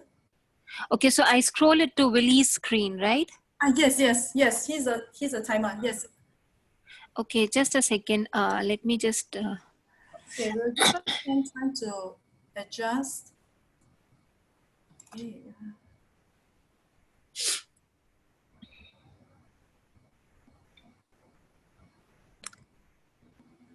Okay. So Willie would be flashing the screen, right? Yes. Can you see the zero, the digit zero? Yes, he's flashing. Yes. Okay. Yeah, so am I audible enough to everyone? Like everything is clear? Okay, yeah, thank you. So good evening, everyone. today I would be telling a story that really touched me, and I came across the story yesterday only while I was scrolling my Facebook page, and I was wondering what story should I share. So I came across a story which was recited by a saint, and it's about a girl, now a woman, and she's called as Mother of Orphans. Now the story is about a small girl from India in a state called Maharashtra, and the girl used to live in a district called Wardha. So it is about Sindhu. The name of the girl is Sindhu. And now an 8-year-old girl, we presume it should be in a school. Sindhu wanted to study, but her parents, because of poverty, asked her to take care of the cattle. So the poor child, despite of her wish to go to the school, was deprived of education, and she had to take care of the cattle. And unfortunately, a year after, she was married. And shockingly, she was married to a man who was 20 years older to her. And by the time Sindhu turned 19, by the time she was 19, she had 3 boys and was expecting with a 4th child. And she was a very lively, high-spirited girl. So when she was moving around her village, so she came to know that the village women were being exploited by a landlord by making them do quite hard tasks, and he was paying literally nothing to the women over there. So she made a point that she complains about it to the police authority and as well as the collector of the district. As a result, a police complaint was filed against the landlord, and he was prosecuted for it. But being a mafia kind of landlord, when he was released from the jail, he made it a point that he wanted to take revenge from Sindhu. So the question comes, what did he do? He straight away went to her husband and said that your wife is not of good character. She is carrying my child. So what you should do is you should kill her as well as the child she is carrying in her womb. How unfortunate of the man, he simply believed to what the landlord said. And in a rage, he punched Sindhu in her womb several times that she fainted on the spot. And he presumed that Sindhu had died. So he literally dragged her to a cow shed, and he left her over there so that the people might think that she was trampled by the cows and the oxes in the cow shed, and hence she died. But fortune wanted something else. Sindhu didn't die. She was still alive. When she gained consciousness, she realized that she was amongst the cows and oxes all around her. And one of the cows was just standing on top of her. And within few hours, in that pathetic condition, Sindhu delivered a girl child. She had no strength, nothing. Even how to cut the umbilical cord of that newly born child, she had no clues. So next to her was lying a stone, and she struck the umbilical cord 16 times to cut it off from her. And she took a lot of strength to cuddle up the child, and then she thanked the cow who stood over her to protect her. So that was the first thing that struck her mind when she saw that the cow was protecting her all the time. Was she embraced the cow and she said, like you have protected me in my difficult times, I promise I will help every other person or any human being who is in need of help, just like the way you helped me. But the tyranny was not over. Sindhu, at that time, way back, the Indian culture was not that well developed. So once they believed that if the girl child is married off, she can never come back to her paternal place. So her biological parents also refused to take her. And to save herself from the exploitation, Sindhu started living in a crematorium. She had nothing to eat. So when the bodies were burned, people used to keep wheat around the body. So she used to pick up the wheat, dip it in the water, and cook it on the fire of the corpse. And she used to eat that. And facing all that pathetic life, She said that I don't want to live this life, neither do I want to give a pathetic life to my child. It's better I commit suicide. So she went to a nearest railway platform and she was lying on the railway track along with that baby, waiting for the train to pass by. She waited there, she waited there. All of a sudden, she heard a loud cry from a far off man, old man who was totally crippled, and he was yearning for water. And he said, "Oh, I am on my deathbed. Can someone please help me and give me some water?" Sindhu at that moment thought that anyways, I have to die. Why not before dying? Let me do some good deed. So she rushed off to a nearby tap and she managed to get water for that old man. And at that particular moment, it struck to Sindhu that that is God's calling. That despite of being in such a pathetic and terrible condition, today I have been able to quench someone's thirst. I have been able to help someone out. So there's still a lot more for me. How can I give up on my life? From that moment, she decided that, okay, I will live. Maybe I'll beg, I'll do something, and I live for my child and I live for others. So while sitting under a tree, she realized that the tree over her head had a broken branch, and the branch was dangling on her head with a very thin strand of the bark. Again, it struck upon her head, in her mind, that the branch has already fallen off. It has nothing left. It's just dangling with the branch, with a bark. But still, it's being able to provide me shelter. It's being able to provide me a gentle breeze. So even if I'm torn, even if I'm ripped apart, even if I'm totally broken, still I have the ability to help someone. And that day, Sindhu Tai means elder sister, how she's referred to now, promised herself that she'll be taking care of all the orphan and needy child that she finds. Gently, she started taking and collecting all the needy children. She begged for them, she sang in the trains, collected money or whatever food she used to get, and she used to feed them. And to be a truly unbiased lady, she herself kept her child in a different orphanage so that she can be totally fair to other orphan children. And as a result, gradually, her good deed started paying off. She had a huge number of orphans with her. And seeing her good deed, what happened that other people built an orphanage for her. Today, Sindhu Tai is amongst one of the world's famous lady who has influenced people without any affluence. It's just her good deed. Today, the number of orphan children who are with her are 1,400 in numbers, about 14 or 1,500. And now, the child who was deprived of education has sons and daughters who are doctors, engineers, professors, principals, and now she has 1,000 grandchildren. And the girl who was born under the cow in a cow shed is now a doctor. And she is going to take over one of her orphanages. Now this story is famous worldwide. It's a real story. And just because of this lady has been interviewed several times all over the world. She's an international figure and she has received various international prestigious awards as well as India's highest president award.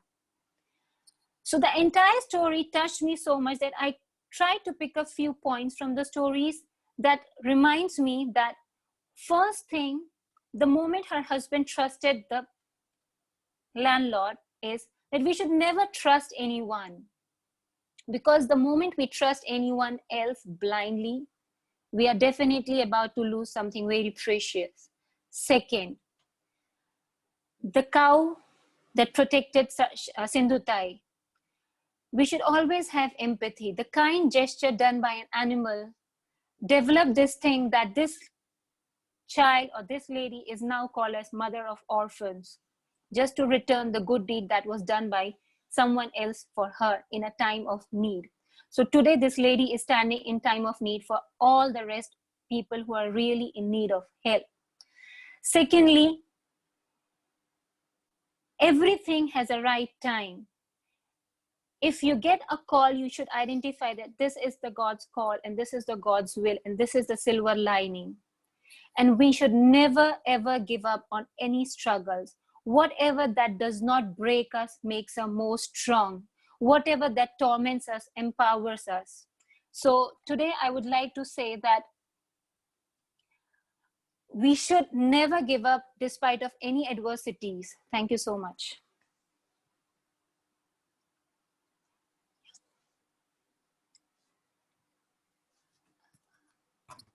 Okay, thank you, Pallavi, for your speech.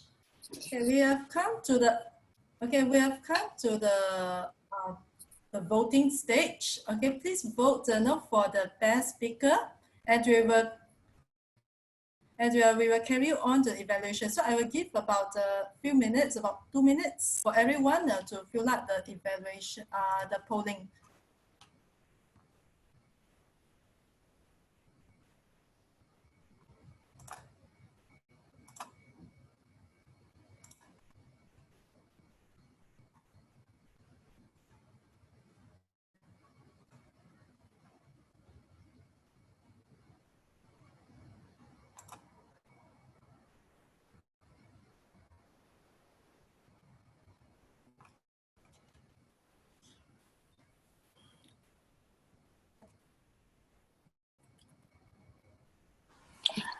Today I didn't receive that voting thing.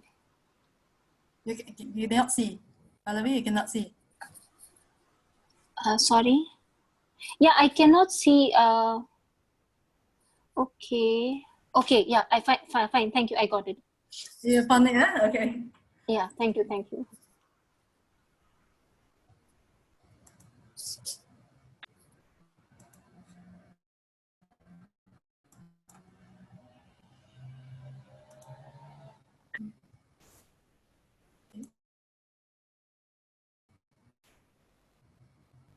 Okay, is everyone done with the event with the polling?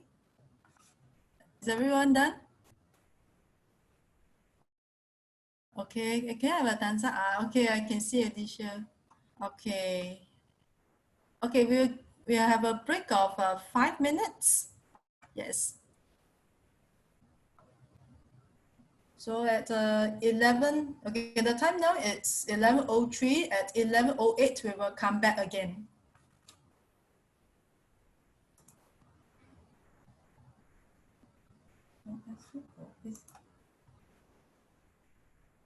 Okay, give them some time to talk.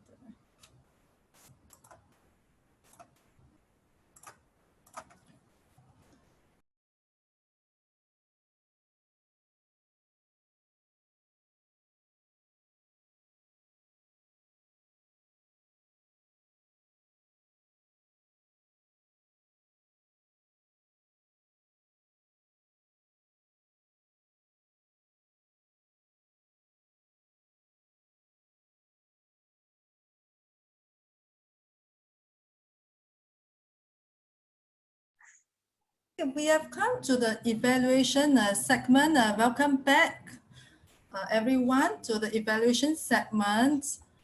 Okay, the first evaluator will be Julie. Okay, I will have a short introduction of Julie. Yeah? Okay, she's a member of various online Toastmasters club. This is how she introduced herself.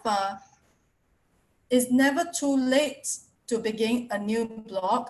Never too late to tell another story about my pictures or myself. Okay, she's doing evaluation on Joanne's speech. Okay, so all evaluation speeches is 2 to 3 minutes. So at 2 minutes, it's green light. Okay, at 2.5, it's yellow light. At 3 minutes, it's red light. So after that, then you will be given a 30 seconds to finish your evaluation speech. Okay, is the timer ready? Okay, let's see who's the timer. Okay, so Willie, Willie is the timer. So he's, okay, Julie, you can start now. Madam Toastmaster and fellow Toastmaster, And I think most of us are guests now. John is a pleasure to listen to.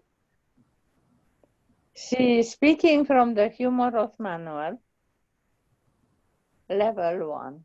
Of course, you don't have to put any humor in Level 1 speech. They are exactly like any other level.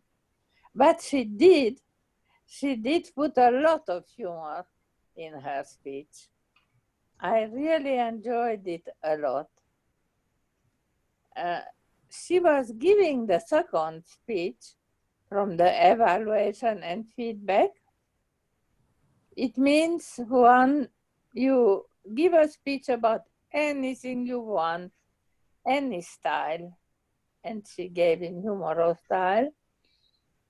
And then you listen to the feedback and incorporate it in the second speech. That is what she did.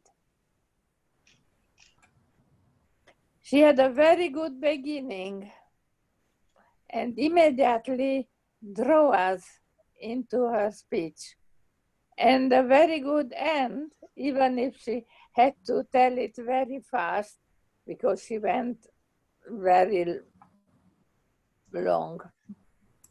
Why? And that is my suggestion. When you give different stories, don't give too many because we cannot remember.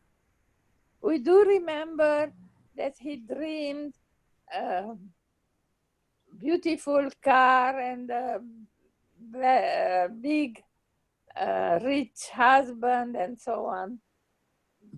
And finally fell in love with someone come to her house in bicycle. But we couldn't remember all the others who came and went. The only one I remembered, it was the one who fell drunk. But if you can, try to stick to 3 stories which we can remember.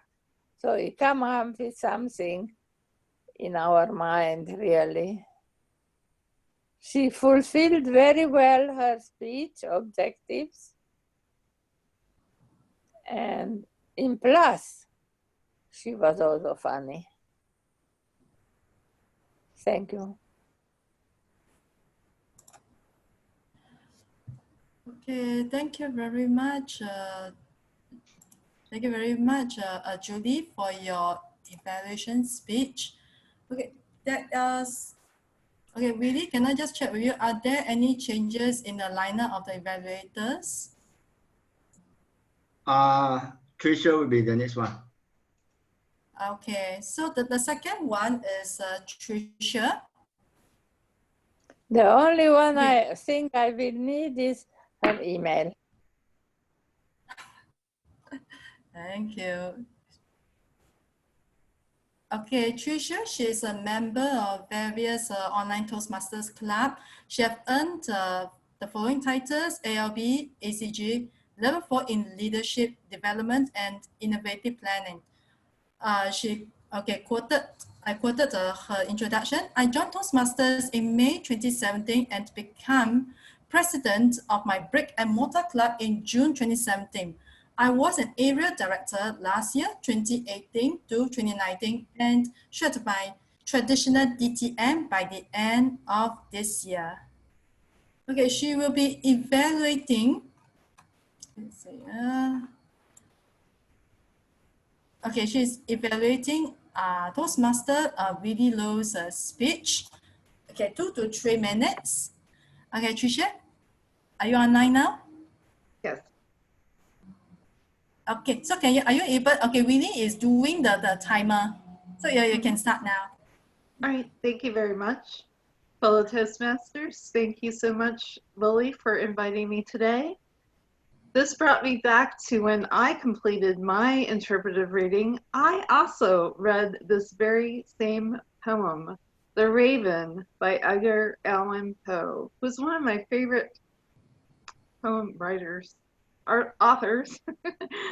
So I knew right away your first stanza exactly what you were doing. So I commend you very highly. Lily, I thought that you had a very clear voice.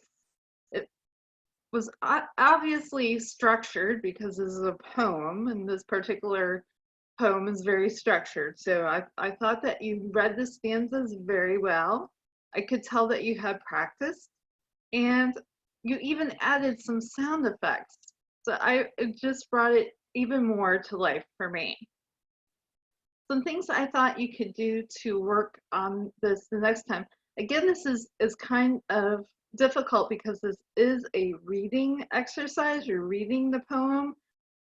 So I didn't get the eye contact as much, but it seems like you were looking off to different sides. I'm not sure where your written material was, but we always like to try and see some eye contact. You might have put up your reading material right in front of the camera, so it appeared that you were not reading.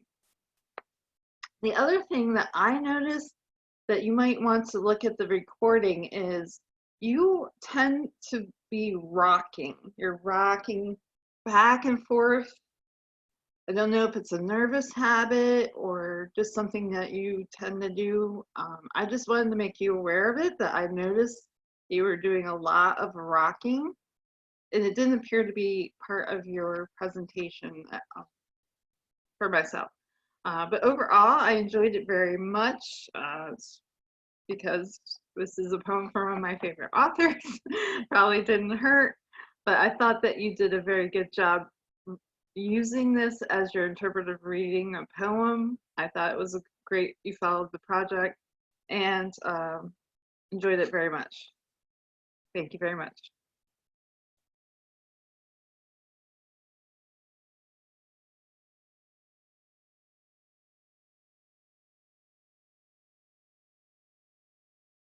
Yamping, you're mute. Can't hear you.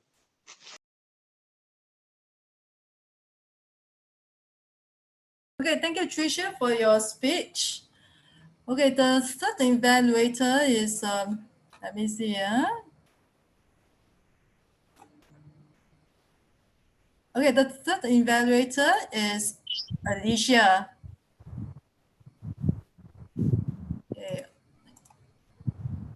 Okay, so let me introduce Alicia to everyone.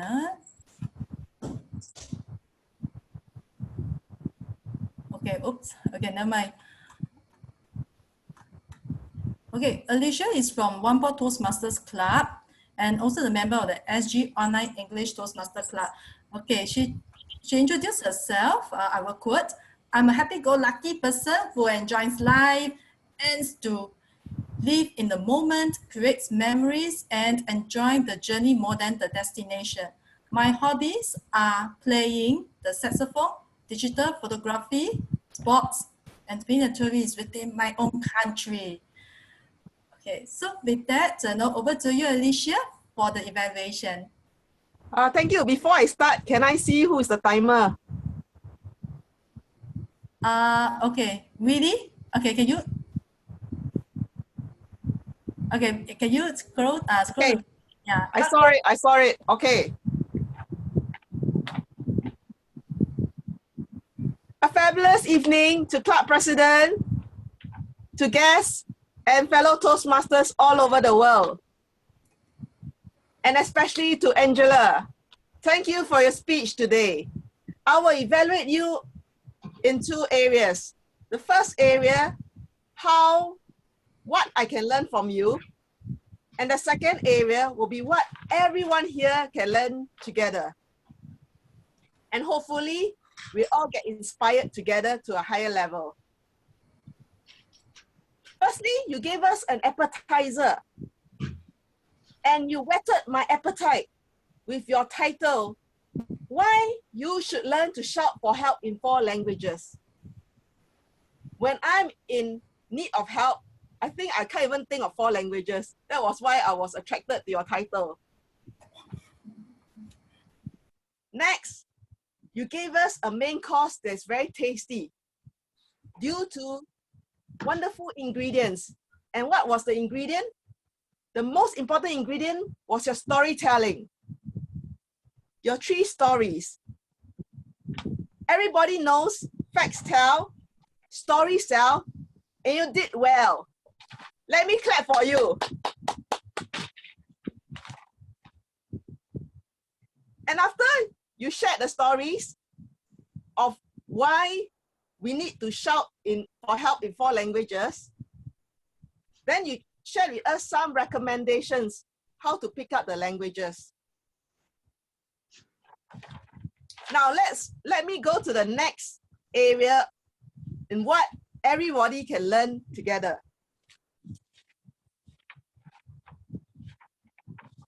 As this is an online Toastmaster club, you need to have eye contact at the camera. But it's okay because we're all new to this.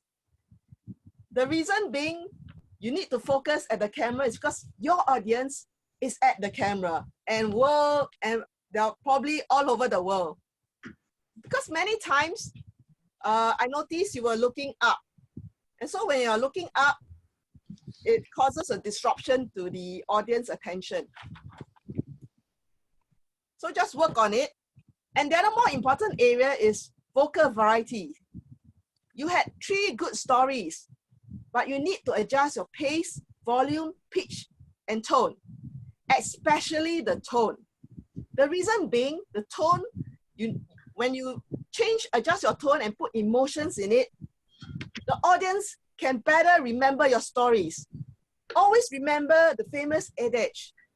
People won't remember what you say, but they'll remember how you make them feel. So to conclude, I love how you gave us the appetizer, the wonderful dish, but I hope my recommendations will add additional ingredients to make a more tasty main course in your next speech. Over to you, Toastmaster evening.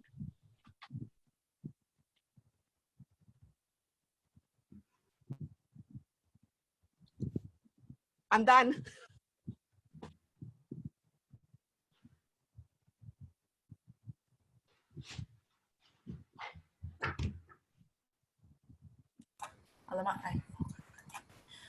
Okay, the 4th evaluator is Peter. Okay, Mr. Peter Okay. Okay, let me introduce to everyone here. Yes.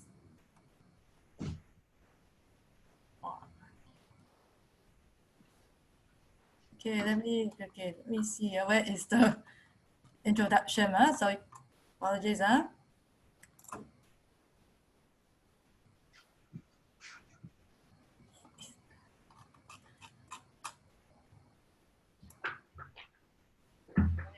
Wow, this is a very long chat.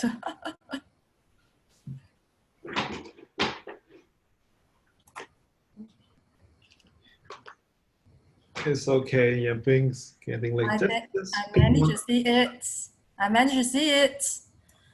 Okay, so let me introduce. Okay, Peter Ng has been a Toastmaster with Toastmasters International District 80 since 2014 and had performed all club officers, including President of Toastmasters Club of Singapore and founding President of PECU, Cantonese Toastmasters Club, Division Director of the year 2016 to 2017 in District 80.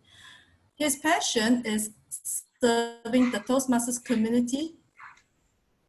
Okay, it is reflected in him helping and chartering more than 10 clubs so far. With the green screen on his back, let's welcome Peter Ng. Let's applause. Okay, so yeah, 2 to 3 minutes. Okay, Willie is the timer. Can you see Willie? I can see Willie. I think I'm going to evaluate Amos a second time. If I got it correctly, Tricia was evaluating Amos' speech earlier. Carry on, no problem. Carry on. It's okay. All right. Are you ready to go? Okay. Thank you once again, Toastmaster of the evening, Yan Ping. All you said were true. Yeah, because it was my intro written by me. Now, having said that, Amos, it will be very nice if you have given the Toastmaster of the evening a wonderful introduction of yourself. Very important to do that, because while you are introducing yourself and as you transit into your interpretive reading of your poetry, the tone, the voice, the rhythm remains the same. So that gives a telltale sign of to their audience that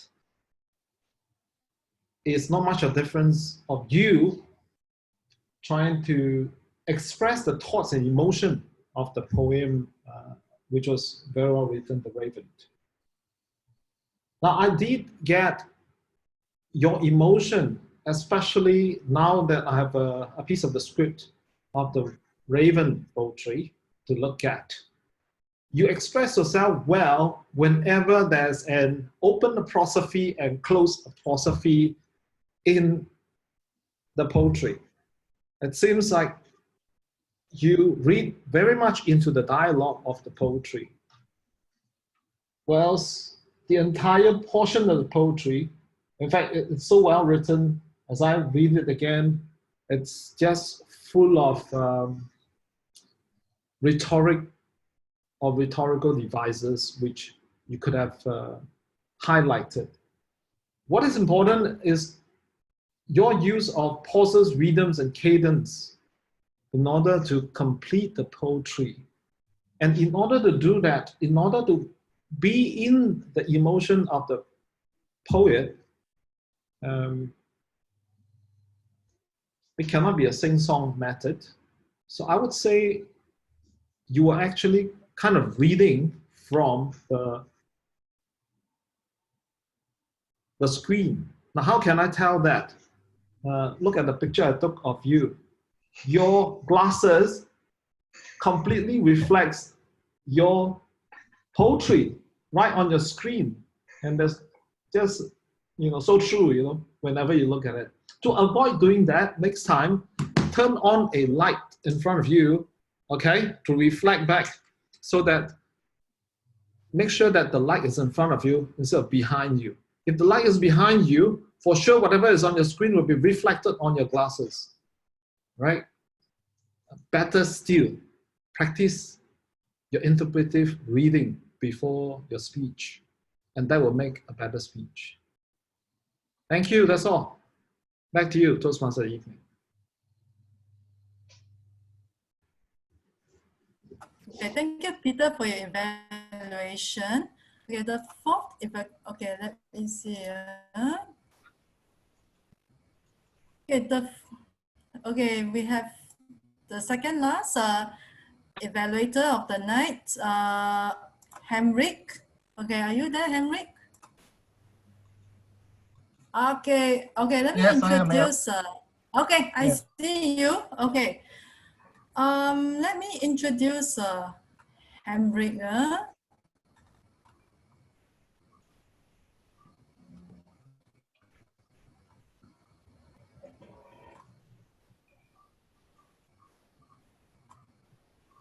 Okay, Henrik is from the Ablaze Toastmasters Club. Okay, so over to you, Henrik, for the evaluation. It's 2 to 3 minutes. So, Mr. Toastmasters, members, honored guests, and especially Li Shan. You had a speech with the title, Am I Funny or Not? And that's actually a very good answer, because it was very hard to find if you were funny or not. But I'm trying to analyze a little bit. You start very quickly, you end very quickly. You feel very confident and have a little tricky face when I saw you. And that means that you're very confident. And maybe you like to have some good jokes in the end. I was waiting for some good humorous thing when I was expecting the speech. Good advice is to prepare those little punchlines you should have, so people can think people can react on this podcast, and it can take long time after. I still haven't waiting for anyone yet. But on the other hand, you have a good eye contact. But as Peter just said, your glass is reflected in the camera. I want to see eyes when I'm looking at the speaker, so I can see how much enthusiasm she had.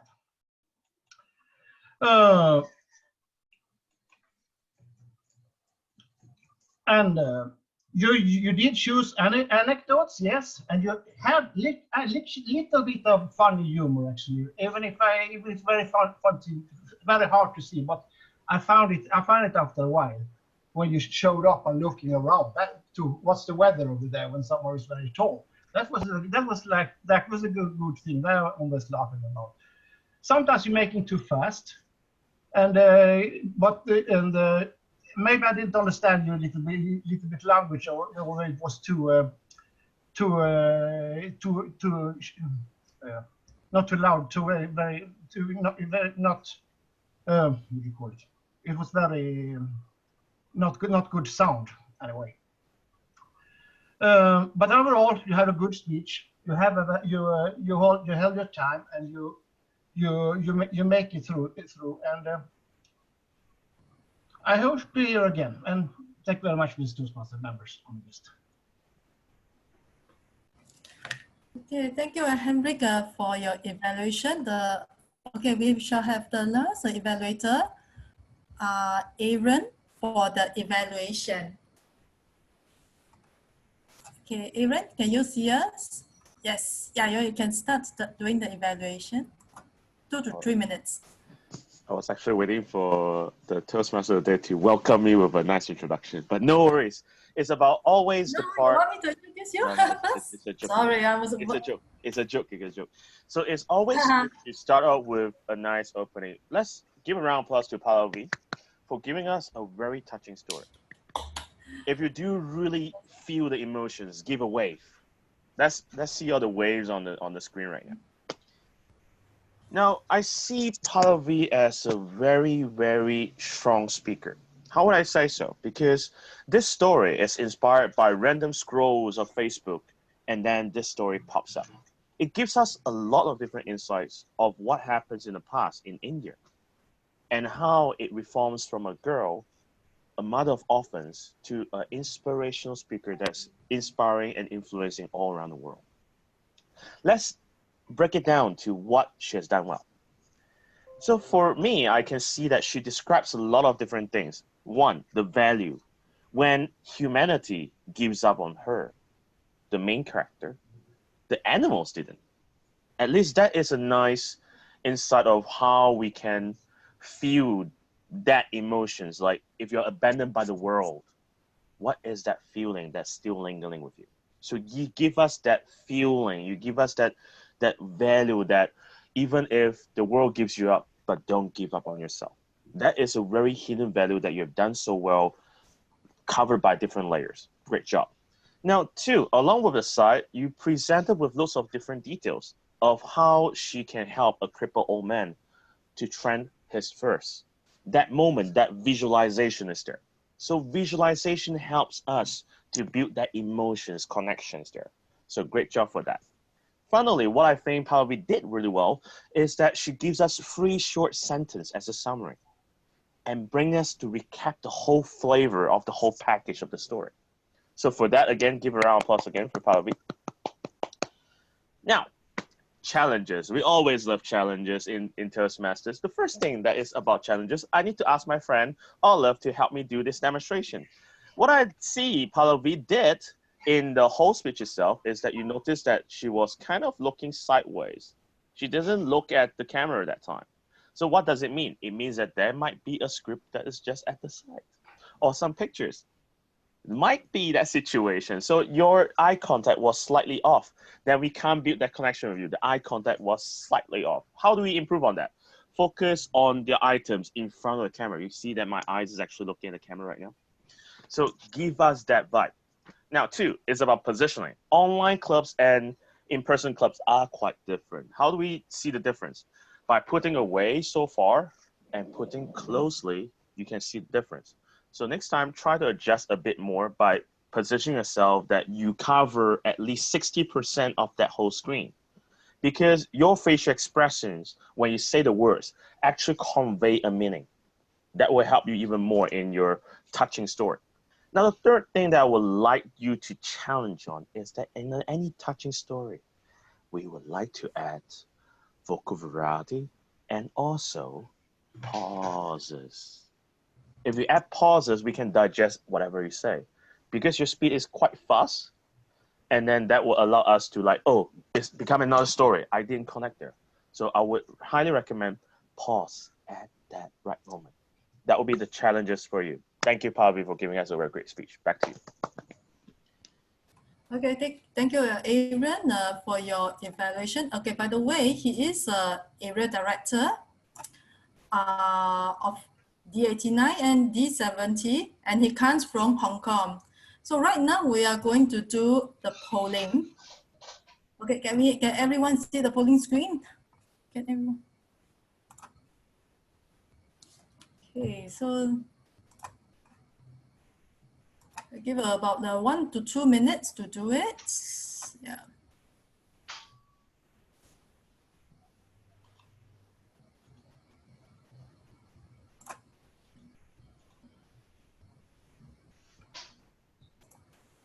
Okay, is everyone done with your polling?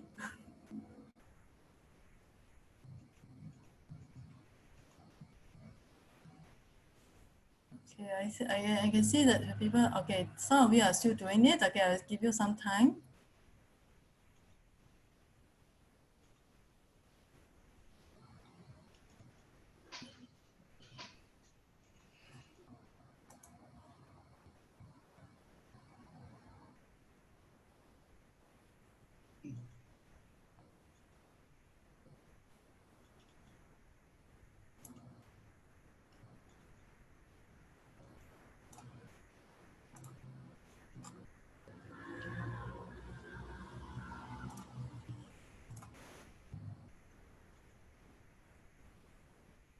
Okay, is everyone done with the polling? Maybe can you give me a? Oh, okay.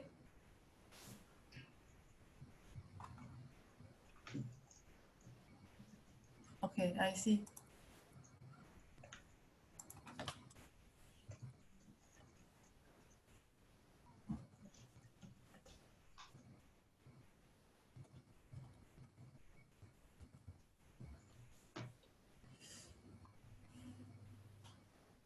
Okay, let's give Joan some time to do the polling.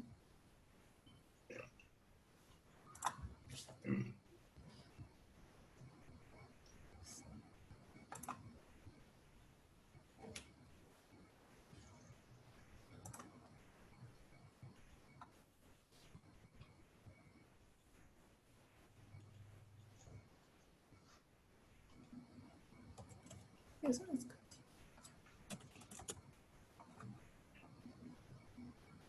Okay, so okay, let's continue. Okay, just a short one, the language evaluation by Janice. Okay, this is going to be an interesting project for me since I am over here in the United States and most of you are over in Asia, and everyone is speaking in not their main language, their primary language. So I think that this position probably should be given to someone who is speaking more of the, I would say the English version, English, as opposed to American English, because some of the words and phrases and acronyms that you folks use, I'm starting to pick up on some of them, like they talk about personal mobility devices, and your school levels are different too. So I said, I think that this position should be given to someone, if you do consider using this and keeping this position, it should be someone in Singapore.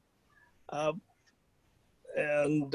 think that's about all I can say about it. I did give a word of the day, and in the clubs that here in the United States, we try to use the word of the day during our presentations, during our table topics and speeches. and I didn't hear that word used. So I said, I'm not sure if that's the difference between the clubs here in the United States and the clubs elsewhere, but that's another difference. So I said, this position probably should be given to someone in Singapore rather than someone over here in the United States, because of our dialects and our acronyms and things are completely different. And that's about all I have to say on that. Thank you. Okay, thank you very much, Dennis, for your feedback. Okay, we will take into consideration about it. Okay, let me invite Willie for the closing speech. Toastmaster Willie, please. Okay. Thank you. Before I close the meeting, can I have the guests and those Toastmasters for District 80 who attended this meeting for the first time? Okay, Tricia, first, give us your feedback. I was very pleased to be invited to this meeting. I guess it didn't really dawn on me when I glanced very briefly at the agenda that it was going to be 2 hours. That kind of was surprising to me. But I actually really enjoyed having table topics for such a long period of time that allowed nearly everyone a chance to speak. So I really, since that's my favorite section of a Toastmasters meeting, I really enjoyed having such a long topics time. But overall, I enjoyed all the speeches. I think that even as English as a second language, I was able to follow everyone's speech fairly well. There might have been a phrase or a word or here or there, but overall, I understood what message they were trying to speak. So I enjoyed it very much. Thank you. Okay. Amos, give us your feedback since this is your first time speaking. I find it quite interesting because it's like the first time I'm doing Toastmasters on a screen. It's something which is unusual for me. So I really have a good experience on speaking to the screen. Yeah, thank you. Who else is first time today? I think Peter, second time. You missed last meeting. What's your feedback this time round? I think when we speak and we see everybody's face, it feels that we are more present, even though Aaron was making funny faces most of the time. But at least we know that audience are paying attention. We have eye contact. It's almost as good as standing on stage. If we have a stage behind us, I'm certain all of us will stand up and speak as per club meeting. And that brings the reality that we are trying to create, even though it's virtual. Okay. Do I have anyone else? Okay, let me go. Okay.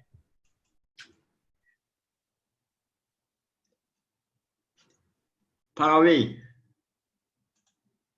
give us your feedback since you are your second time online. Okay, thank you, Willie, for the opportunity. I guess being new to the entire setup, like if I talk personally about myself, what I felt is, yeah, I still need to learn more about how to do speeches online, because many a times, like if I talk about myself, since I'm using mobile, so every time, definitely when I give speeches, I look for a non-verbal cue from the audience that whether they are getting or not. In my case, I have to literally stop or scroll the screen to see what other people's reaction to it, and in between, like I had to think that okay, back of my mind it was going that where is Willie's screen, I have to see the time thing. So at the end I just scroll to see where are you, and at that time you were holding the red screen. So that's a fight for me. And definitely, like when I give speeches, I am fond of using props and all, but yet I'm still exploring. And yeah, as someone suggested last week, that there should be some kind of tutorial, especially like for certain things, like what should be the camera angle, because for me, I had placed my phone horizontal, so my camera is over here and I'm looking at the screen of all the other club members. So maybe we should be informed a bit before about the basic and technicalities. Plus, like since last week, I wanted to share props or something, a chart and anything, but what I'm unable to understand is like if I show, would the images would be just reverse or it would be a reflection. So today also I think I contacted you for a tutorial, so which I went through, but probably I think I need more time to prepare for that. So maybe if someone can give a few insight of how to deal with such things, so it would be really helpful. Like suppose if I want to share a PowerPoint, how should I go ahead with it? So maybe a bit of education on that front. Thank you. Okay, later I will highlight something. Yeah, thank you. Let me try to get Angela. You are your second time here tonight. Give us your feedback. What I find difficult is you can see me looking in the wrong direction because I'm looking at a laptop right now, and where I've got my finger in the middle is where the camera is. However, I'm looking at my own reflection, which is over on the left hand of the screen, to see what I look like, and now I'm looking to the left. And if I'm looking at somebody else on the screen, I may be looking in a different direction. So as the previous speaker said, we need some instruction about how to deal with it. I also found that I was in the dark until I put a lamp overhead, but then when I put the lamp overhead, the light was shining in my eye, so I had to put on a hat so as not to get the light shining in my eye. Now I'm sitting covered up. So it's all a bit hard to know where to look in order for you to see me while I'm also looking at you and myself on the screen. Can I offer some advice, Billy? Yes, please do. Okay, number one, bounce your light. You understand the meaning of bouncing your light, Angela? I do. Put a white umbrella behind me or something. No, shine the light onto the wall in front of you. When the light is bounced off the wall back to you, it will not be blinding to your eyes. Ah. You got it? Yes. You need a demonstration? I'll give you a demonstration. This is called direct lighting. This is bounced. Yeah, I just turned the light in front of me against the wall. Now it's on my face. Now it's against the wall. Got it? Yes, that stops the light reflecting in your glasses. Yeah. I like to see Aaron's face clearly in future.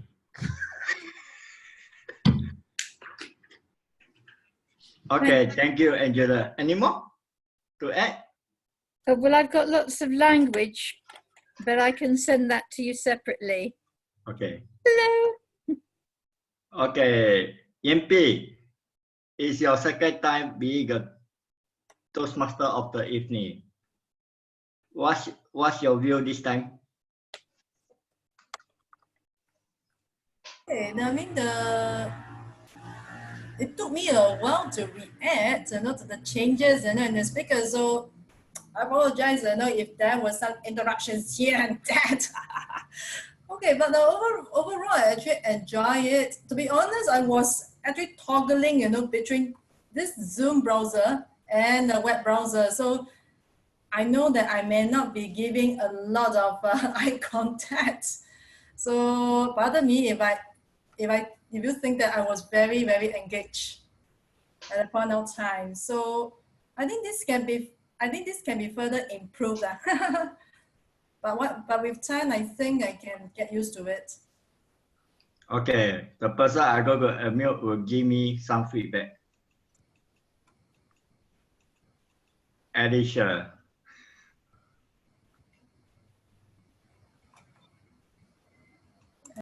Yes. Can you hear me? Can hear. Okay. I think this is my third session online. And I'm happy to say I'm getting used to this. I could get better.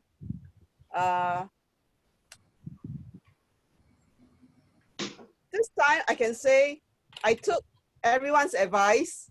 I hope there's no more lagging anymore because I went to apply TBG for more data. But I feel that having it on the phone is a bit small. So I must find some way to do it on my tablet or computer. Unfortunately, I have to do this online Toastmaster in my cramped room because my parents are outside watching TV where there's Wi-Fi outside. But other than that, I think I'm getting a hold of it. Thank you. Okay, Sasa, your feedback, your second time. Come on. Wait. Okay. Second time is good. Start getting the hang of it, and hopefully we will have more chances now. Still getting the hang of how to control the camera, where the volume, the mic, everything. Okay. So I think that's about it. Yeah. So do you like the way Hendrik give you the evaluation? Yep, it's quite interesting. So at least we have different evaluators most of the time, and that gives us a very good way to improve ourselves. Okay, Hendrik, over to you.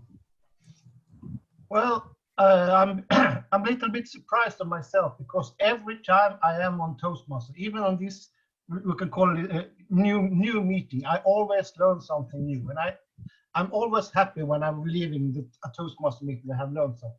Now I know because of the timing. You could put in that page you send me about the timer in when we have table topics instead of when we only see the screen of table topics subject. We can put in the timer instead.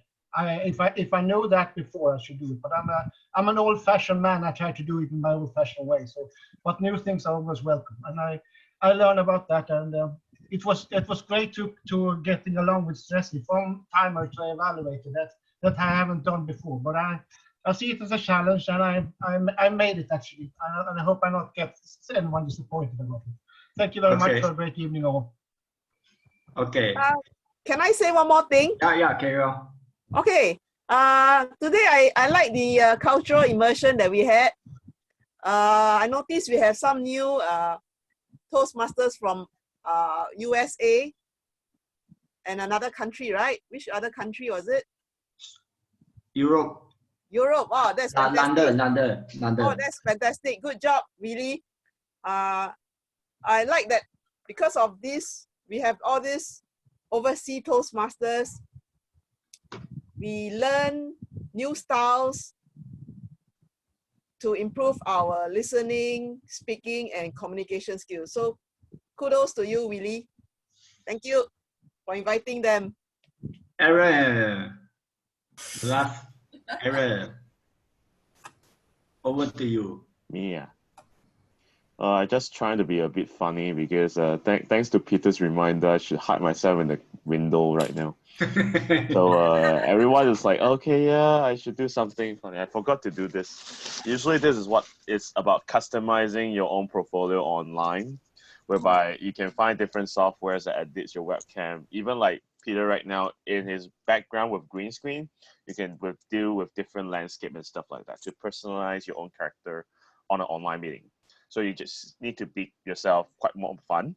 And also thank you for Jay for coming by so late. Yeah, so for today's meeting, I think a couple of things I need I could help the club on reminding. One is that today's main problem is actually not about the positioning or how we do the evaluation. Today's problem is actually mainly on the evaluation forms. So I think the main point is that it's the responsibility of the speaker to send the evaluation forms to the evaluators for a start. Otherwise, Willie will be overwhelmed with workload. But then give a round of applause to Willie for that first, because without him, we evaluators will not have the correct copies of evaluation forms.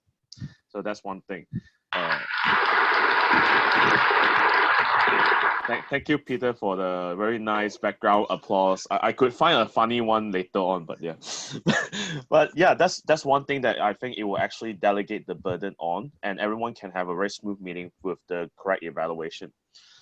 Two is that I think the Zoom part that I mentioned last week, that tutorial is good to start beforehand, so everyone can get used to it. So I think a couple of things I can teach on within the next 2 minutes.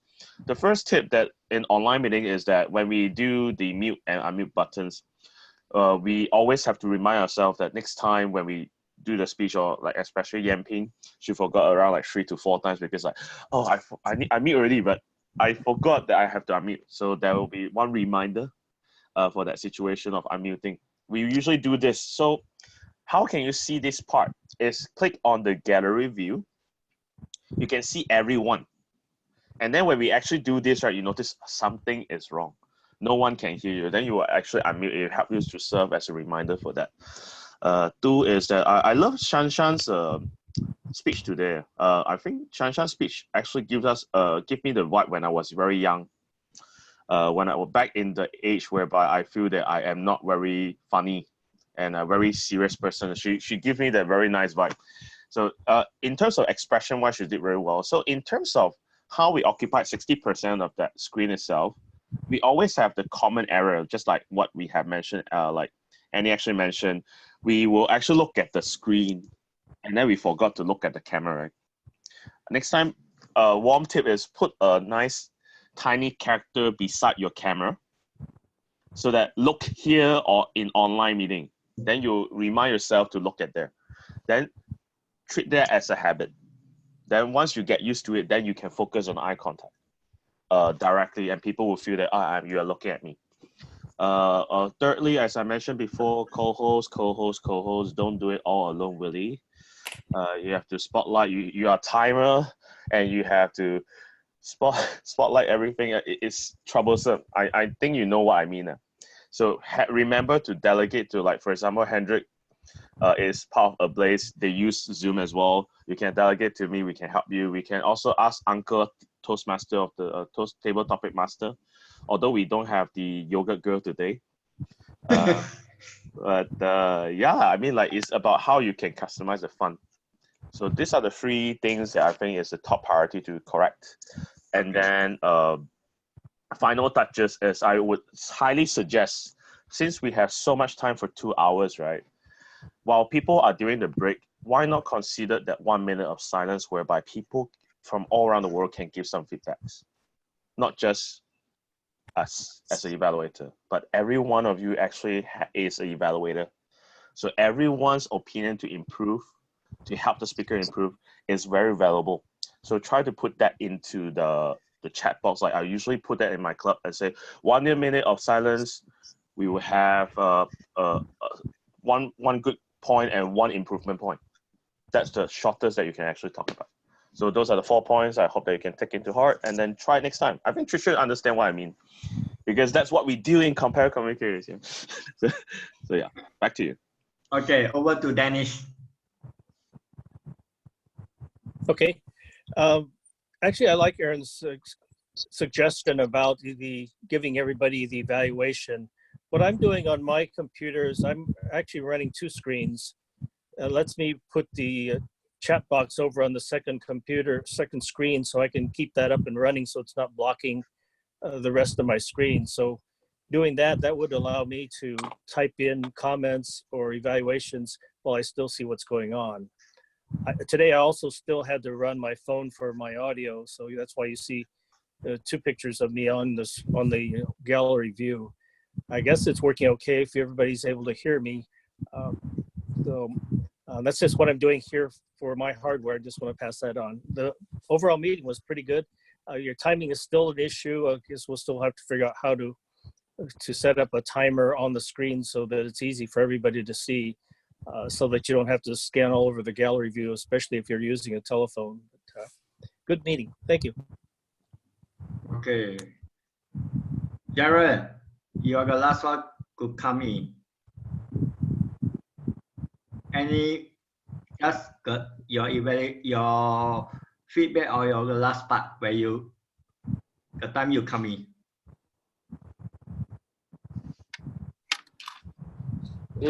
I can't think of anything yet. But based on the feedback, I think timing issue. If we had to do the co-hosting to sort it out, that had to be the way. Yeah, and of course, please have your toys with you to speak up the screen. Yeah. Okay. Really good photo with the toys. With someone's toy that you have. Everybody. Okay, a toy or something. Let me try. Let's wait for a while. Okay, everyone. Okay. Okay. Wait, Pallavi not ready yet. Where's the toy? Is it a chicken or is it a turkey or what? I don't know.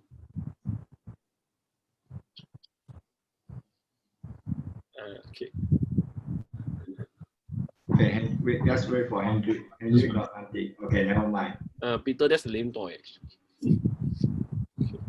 Okay, done. Done. Okay, wait, do again. Every in position. Okay. 3, 2. Wait. Really do your cue. Okay, 1, 2, 3. Okay. Okay, good. DJ, you also join us at the last minute. Your feedback.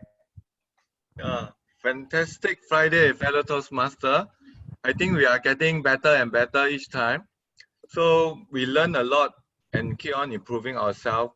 Maybe it's good that we have some documentation of the lessons learned so that we can keep on improving, especially on the lighting and the camera angle.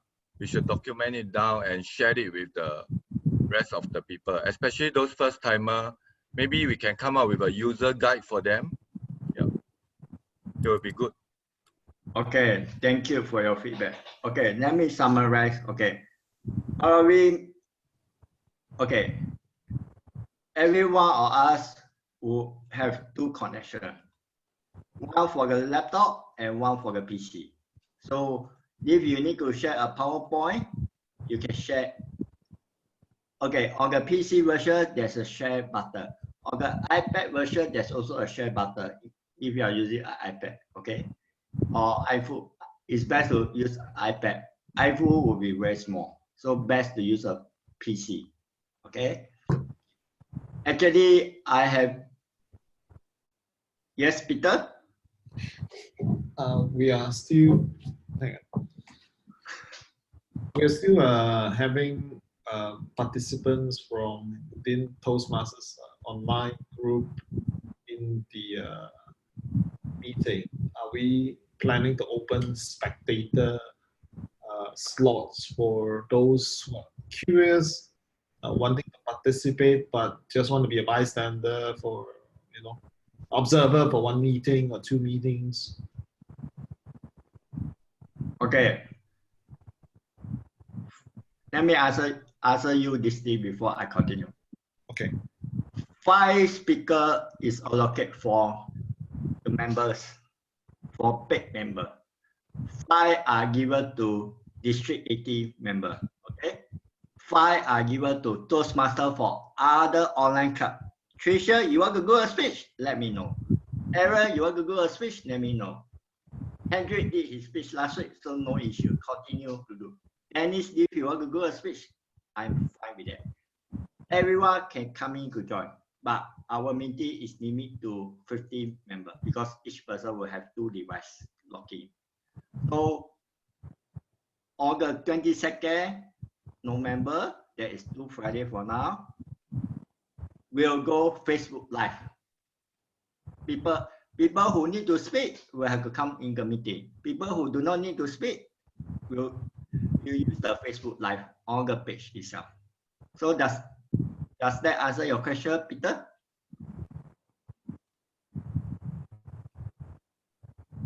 Okay, thank you. Okay. And back to my question to Paravi. Actually, there is a briefing before we start the meeting. How to use the feature, but because it's only used for desktop user, for mobile user, we have not implement that. Next, okay, Peter, I need, okay, to Peter, Shansha already give me the email address. Error, I need your email address. CJ, I need your email address. GameP, I need your email address. Alicia, I need your email address. I will allocate the co-host to you for the next meeting automatically. And every meeting will set it automatically. Because next Friday, I have a dinner, but I will still go online on my iPad. So it will be, so you, Sasha can help me to allocate who will do the spotlight. Actually, I never do a spotlight today. It's auto.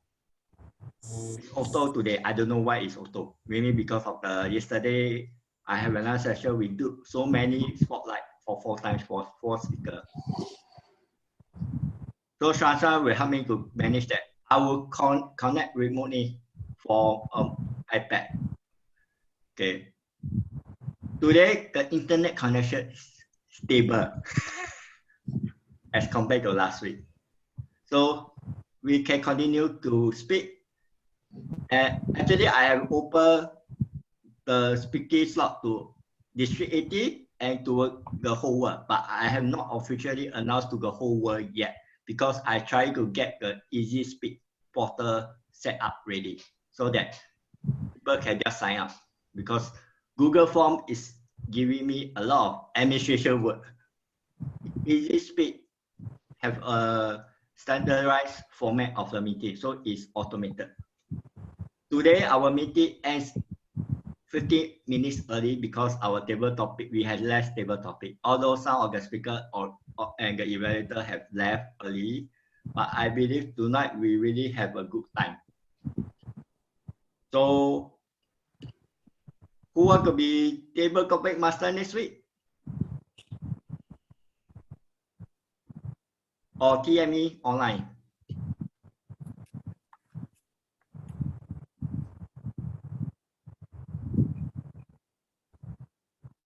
So, Aaron just showed a screenshot of how he shared a PowerPoint. So, does that answer you, Paravi?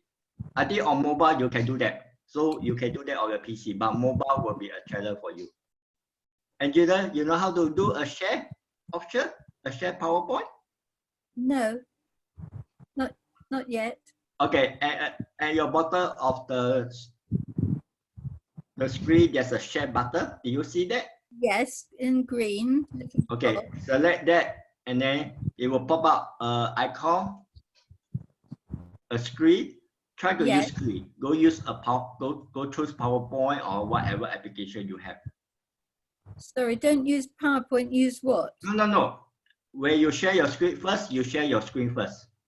Select the first one, screen. You saw the basic advanced file. Sorry, I don't understand the instruction. Okay, you click on, everyone click on share at the bottom. Yes.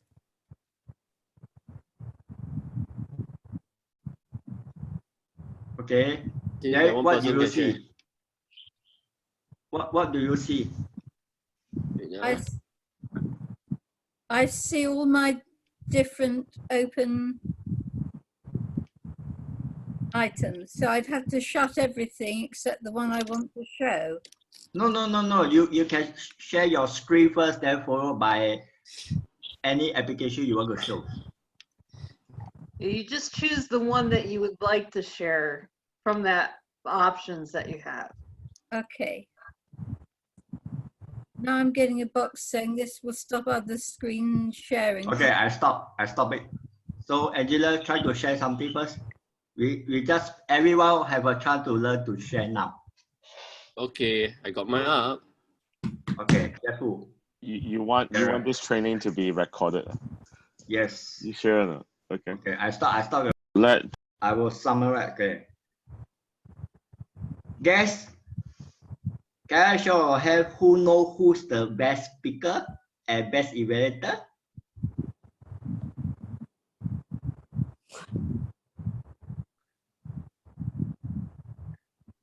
It's just two same person.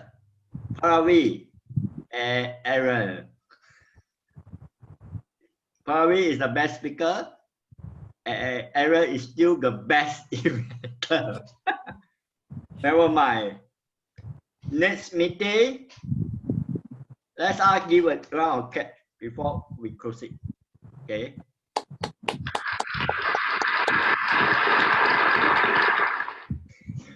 Tonight, although we still continue to make technical issues, but we have improved around since the first meeting that we have. Since we have Aaron as the card advisor, and we have the 4 to 5 event Toastmasters for US, Sweden, Europe, and US and Hong Kong. So it's really, we make a difference to Toastmasters around the world, be it in CAC or the rest of the world. Well, I know if we are next meeting, we'll try to have a tutorial at the end of the session, a technical so that people can get to use to understand more. Next meeting, Shansha will host the will start to host the meeting. Whether as TME, I mean she is given the full rights to manage the program. But I will assist her in the background. Means once everything is sorted out before Friday, by Wednesday, she'll be able to take over for me because Sunshine is already a accomplished Toastmaster, a club president at BPE before, not a current club president. She's able to help me. And CJ, can you be the table topic master next week? Okay, but the timing, I worry 9 about to the 10. timing. Yeah. Then who else is going to be the table topic master? Dennis, would you like to be a table topic master? I'm not sure I can be online next week. Hendrik have volunteered for it. Hendrik, how about you? Table topic master? Yeah, well, I'm not sure I can be there either. I haven't decided it. Something is, I have to wait a little bit. Thank you very much. Let Shansha know about it. Peter, any role for you? Speaker role or evaluator role? Or table topic master? Okay, table topic master. Okay, good. So who are going to be the TME?